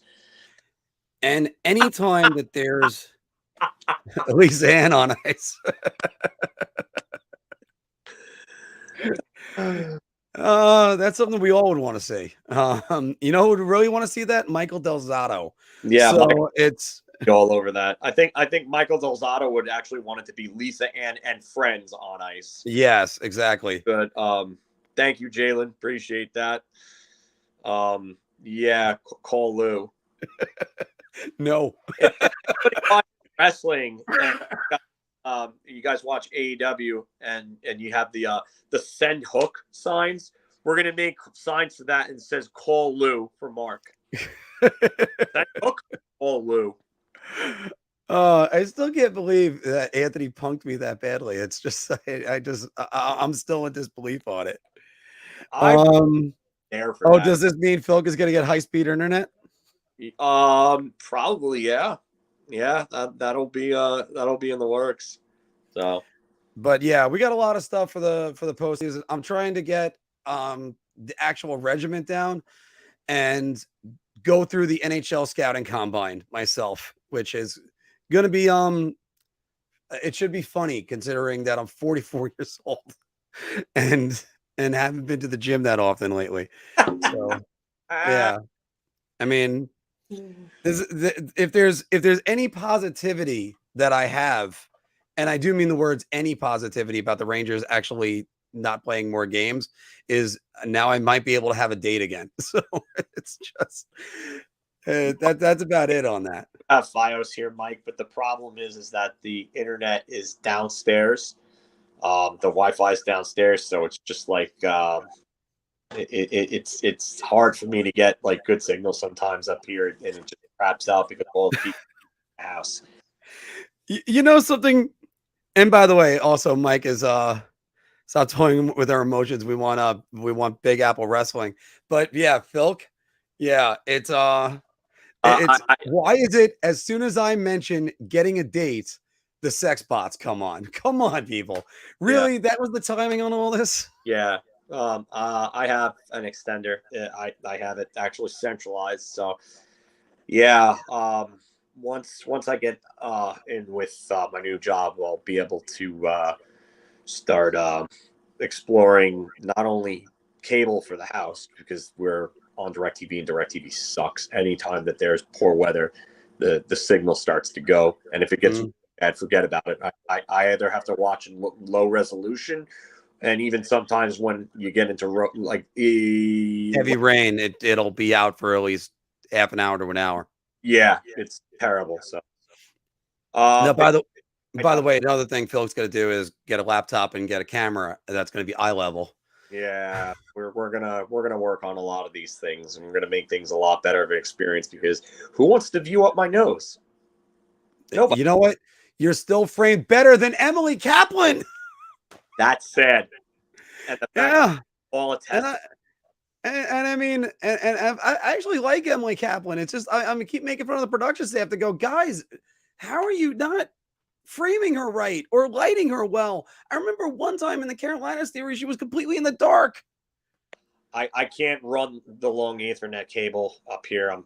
I really can't. I would have to drill through like the floor to run that in a way, and I don't have the ability to do that, and they're not going to do it. So, yeah. I wish. Yeah. So we got a lot of stuff planned for the off season, so don't worry about that. And also we still got news to cover. There's going to be breaking news. Now the great thing is, here's one name we don't have to say, Phil. Jack Eichel. Ooh. But that was fun for so long. I know, but it just got. I mean, I did that one episode drunk because I couldn't believe Carpinello would just be like, by the way, don't be surprised if Mika Zibanejad has moved for Jack Eichel. All right, I'm out for a couple of months. Like, are you kidding me? Don't get me started on him. Don't get me started. I know. Can't stand him. Thank God he's not writing for. And you know what the worst part is I used to love The Athletic when they first opened up back in like 2018. Like the writing was quality. I thought everything was good. But between Carpinello, like the way he basically went off the deep end after David Quinn, after the David Quinn and John Davidson, Jeff Gordon oustings, and and then Dom Luszczyszyn or whatever, however the hell you pronounce his last name, and his stupid anti-Rangers shit and his dumb formulas that I'm so tired of. And some of the other writers in the other sports that I can't really stand. I'm like, their writing has gone to absolute garbage over the last years, I would say. Oh, and speaking about their writing and writing in general, also don't forget to check out. I got to bring the banner up now. I'm nowhere close to it. Don't forget to check out BigAppleHockeyPodcast.com because we are starting to write articles on there as well. I just put up one about the Colorado Avalanche and sort of saying that they answer the questions, but also saying that they really didn't at the same time. But we're also going to be doing season reviews for every single team. We're going to be doing season previews for every single team when it comes out. Again, we got a lot of stuff coming. So keep us dialed in. Jack Eichel went to Vegas to not make the playoffs. Yeah, Jalen. Yeah, what happened? Yeah, and that's the funniest part about it. Petey, by the way, since you mentioned his name, and I have to say this is where you know there's no justice in life because Michael Del Zotto's got a Stanley Cup ring and Henrik Lundqvist doesn't. Yeah, that's that is so bad. And yes, I'll take Mika over Eichel right now. And a matter of fact, that's what the Rangers decided to do. So it's just like that. Yeah, somebody made a comment before about Mika Zibanejad having trouble playing against actual checking lines in the postseason and that being a big problem. Yeah, I mean, but you know what? You got to have two wingers that are productive on your line as well. And Chris Kreider was too often a ghost. Mm-hmm. And Frank Vetrano was not good enough. And Frank Vetrano shouldn't have been the guy on that top line. He shouldn't have been. He was brought in to be a depth scorer, and he ended up being on the top line. So that should tell you enough about the problems that this team had scoring at 5-on-5. And Chris Kreider simply got to be better. Well, that's where I think that they need to figure out what to do on that right wing. And they've been trying to figure that out for years, not just when Pavel Buchnevich was there and was Chris Kreider to the right wing. His game isn't that much affected by being on the left side. No, in fact, it might even be better moving him to the right. Not only that, but put Alexei Lafreniere on that left side. Let him play there. And then let Chris Kreider play on the right. Because what is Chris Kreider doing at 5-on-5? Like, what is going to really hurt his game by being a left-hand shot on the right wing? Yeah, I think that's going to be the case. Now, again, I know B-Roy is saying it right now, Booch, anyone, but it's Booch was showing signs of really starting to become a good player, but it was almost too late for him because you already had all these other guys in the pipeline. And by the time his contract came up, you can't pay everybody. That's the problem. You have to figure out who you're going to pay. And again, I like Booch, but I mean, Brennan Ottman's there's another name that's right there. He can play both sides. Yeah, he can play both sides. He plays left wing, but he can play both sides. So, and then there's Will Cooley coming up. There's still Payunemi the Rangers have a plethora of wings that they Payniemi, could choose. if Payniemi makes the NHL, he's probably a bottom six forward. Yeah, I don't go worrying about Lauri Payniemi and figuring him into any type of future plans, because it's probably a long shot for him to be a very effective NHLer. Like, if he's a bottom six guy, okay, then you got a decent player out of a later pick. But the yeah. guy I really want to be looking at are Vitaly Kravtsov, Will Cooley, and Brennan Hoffman on the wings. And by the way, Vitaly Kravtsov, we might as well just call him future considerations about now. But he's got a one-way deal now, so he's signed for next year, so he's going to be in the NHL. And the question is just, is he a good enough piece for the Rangers to acquire a center right there? But that's not the point that I want to get to, Phil. I want to actually get to a different point with you, because if you look at the way because look, there are models to look at other teams. And I think the Rangers are closer to looking at the Tampa model than the Islanders model that they kind of looked at last year a little bit. And you look at the Tampa model, you have Cirelli, you had Nick Paul, you had Belmar, and you have, of course, your superstar in Stamkos. And Braden Point, obviously. I didn't even mention him because he wasn't in this series. But you get two guys that are matchup centers, or a different matchup center, because I think Mika's miscast as a matchup center. Your thoughts on that? You need center depth in general to win. That's been my biggest gripe, and that's why I think Nazem Kadri would be a real good fit. You need somebody. You need somebody to help take a load off of Mika Zibanejad. Mika Zibanejad hasn't had anyone to help take the load off of him at all. Ryan Strome hasn't done that. He hasn't, and he never will. He's not that type of player. Ryan Strome is probably a guy that's better suited as a third-line center, but ended up having some good chemistry with Artemi Panarin and ended up being a second-line center. So I would like Kadri if the cap can be worked and the price is right. I don't think it's going to happen, but Mika Zibanejad is a decent two-way center. Is he a Selke caliber center? No, he's not there. Neither is Nazem Kadri in terms of Selke caliber play. Like, he's not in that elite finalist type level defensively. He's not there. But you can use those guys to match up and play good two-way hockey against other teams' lines. And you want that out of your top center. You want, like, who doesn't want somebody that could play like Sidney Crosby? Sidney Crosby can match up against teams, other, top centers defensively, and just and shut them down at times. So I think if they went out and got a good defensive center for that third unit, well, let's say if Chytil does get the promotion, let's say that one, you get a good defensive center, then we're talking about a different team right now, because sometimes what they end up doing is they don't have the defensive center and then they have chasing. So I heard people mention Paul Stastny. I don't know if I don't know what he has left. yeah, I got some guess, but I don't know about that. It depends on who you get. I wonder how much he would cost too. I'm also thinking Kadri's breaking the bank, so I don't even want to I'm not even going to entertain that. I get it. I do. I think that he's exactly what they need. So, well, we're going to see more about that in a little bit. I really don't want Scheifele anymore. His defense. I've gotten off of Scheifele too. Yeah. He's so bad, and I get it. He's still in the age range that they would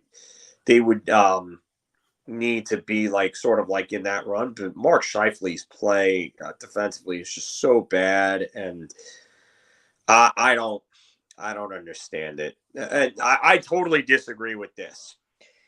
If he can go to a team where he has a real good winger to play with, no. Do I think he's scoring 87 points in 71 games again? Probably not. but I still think he could be close to a point per game player, depending on where he goes and who he's playing with. I gotta say Romanello could be onto something a little bit on this one. Again, Phil laid out a way that he could go and be successful somewhere. I can imagine a team taking a big swing on him and whiffing. Well, again, it depends. Where does he go? Who is he playing with? Exactly. If he goes to a team that's a bubble team and goes for the money and he doesn't have anybody to play with, then you're looking at him being a 50-point player again. And then you're saying, what the hell did this team do giving him this contract?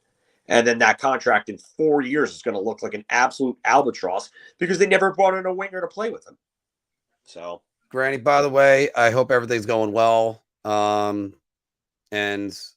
I hope that the surgery went well. A friend of mine had something similar. I believe it was in his back, not his neck, but still, once you're messing around with the vertebrae, that's something to always be careful on. But you know what? Those surgeries are starting to become routine. So good for you. And she'll be feeling better quite soon, hopefully.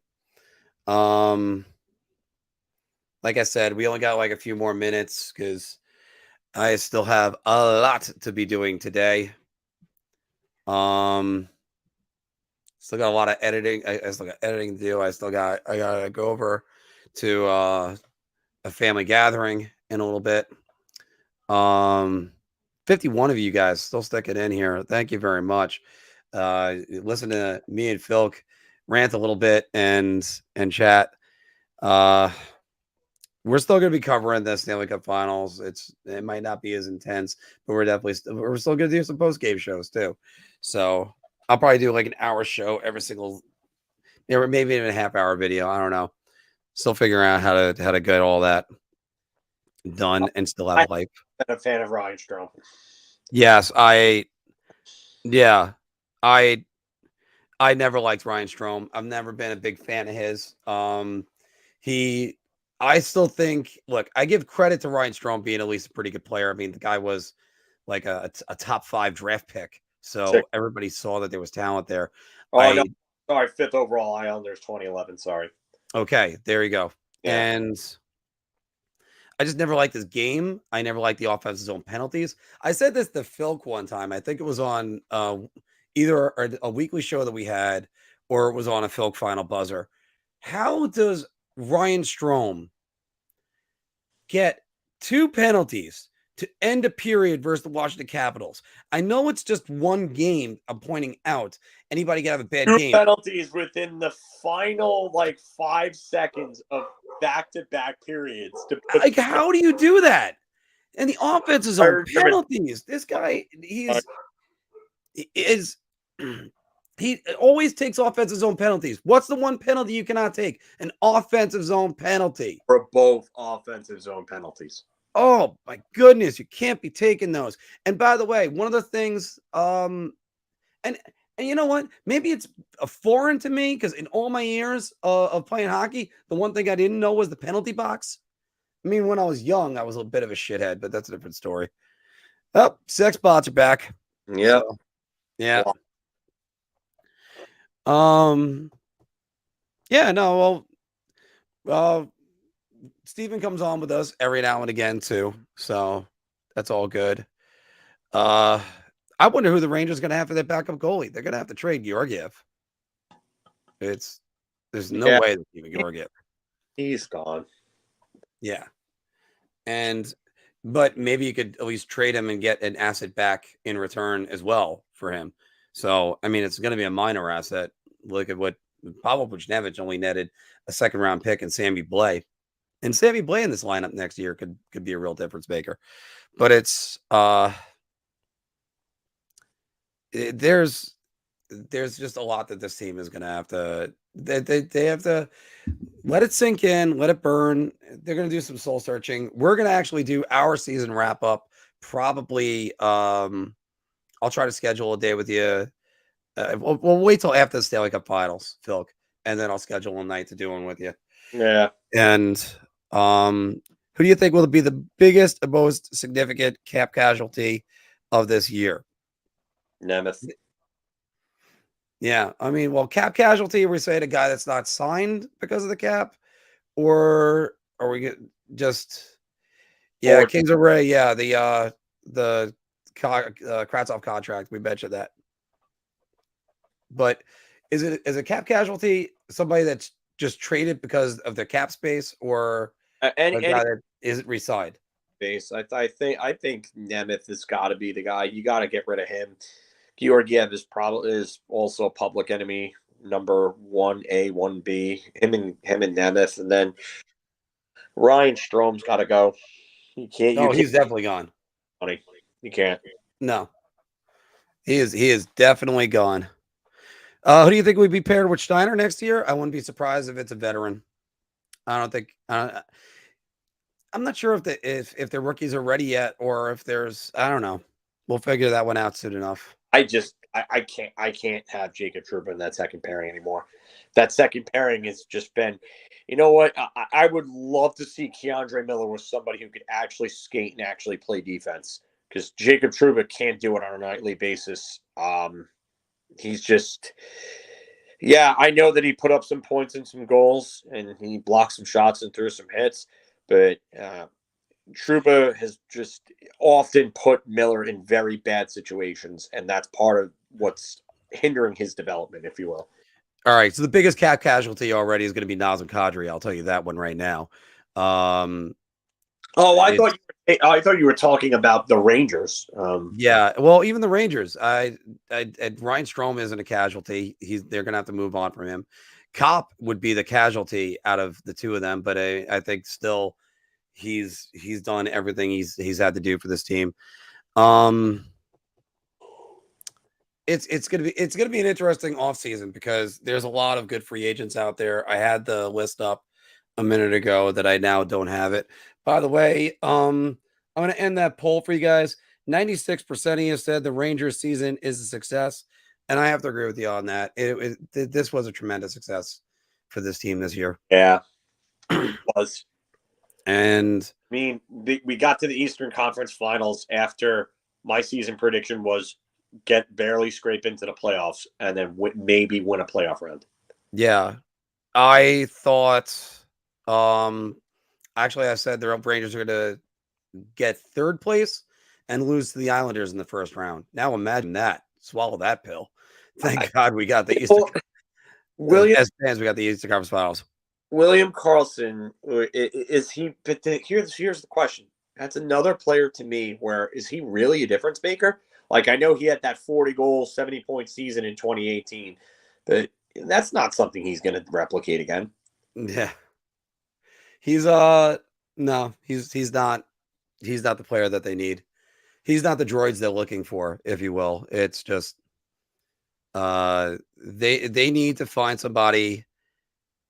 And that guy's out there. That guy's out there. Who thought Nick Paul was going to be somebody when you got him? What a couple Ottawa fans? That was about it. You just got to keep on going through all the teams, trying to figure out who's available. I would have loved it if the Rangers can. You want to talk about a guy on a wish list? Rob Thomas. I would have loved it if the Rangers could have found a way to get him.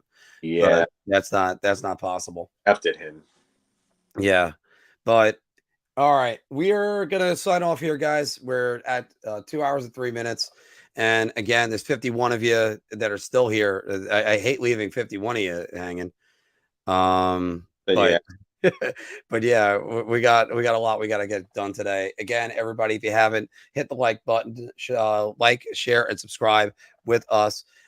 Starting tomorrow, we're gonna be doing more promotions for Manscaped right there, and you could just try not to imagine me and Phil actually using the product. That would be a different story. But yes, that is right there, Phil, and he is a manscaped man.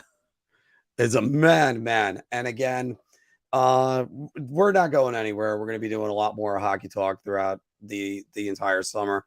And I mean, who knows? Maybe you're gonna Phil loves to do some talking points. We're going to have some top 10 lists. We're going to be doing a lot of things. So don't worry about that. We're also going to be doing rankings. We're going to get on that one too.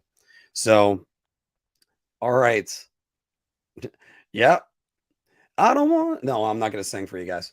Especially not after all the screaming that I did last night. Don't. Yeah. Yeah. All right, everybody. Again, thank you very much for joining us today, and keep joining us throughout the summer because we're gonna have a lot more stuff for you. So again, thank you very much. Big Apple Hockey, and this was a hell of a season. And for the Ranger fans, yeah, it's over, but it's only just the beginning. There's now the fun, the silly season as it's coming up. Phil, anything you want to say before I hit the end button? Let's go Rangers. Yeah, let's go Rangers. And of course, what didn't it go? Oh, because I'm on a different thing. See, this is what happens when you get a little bit too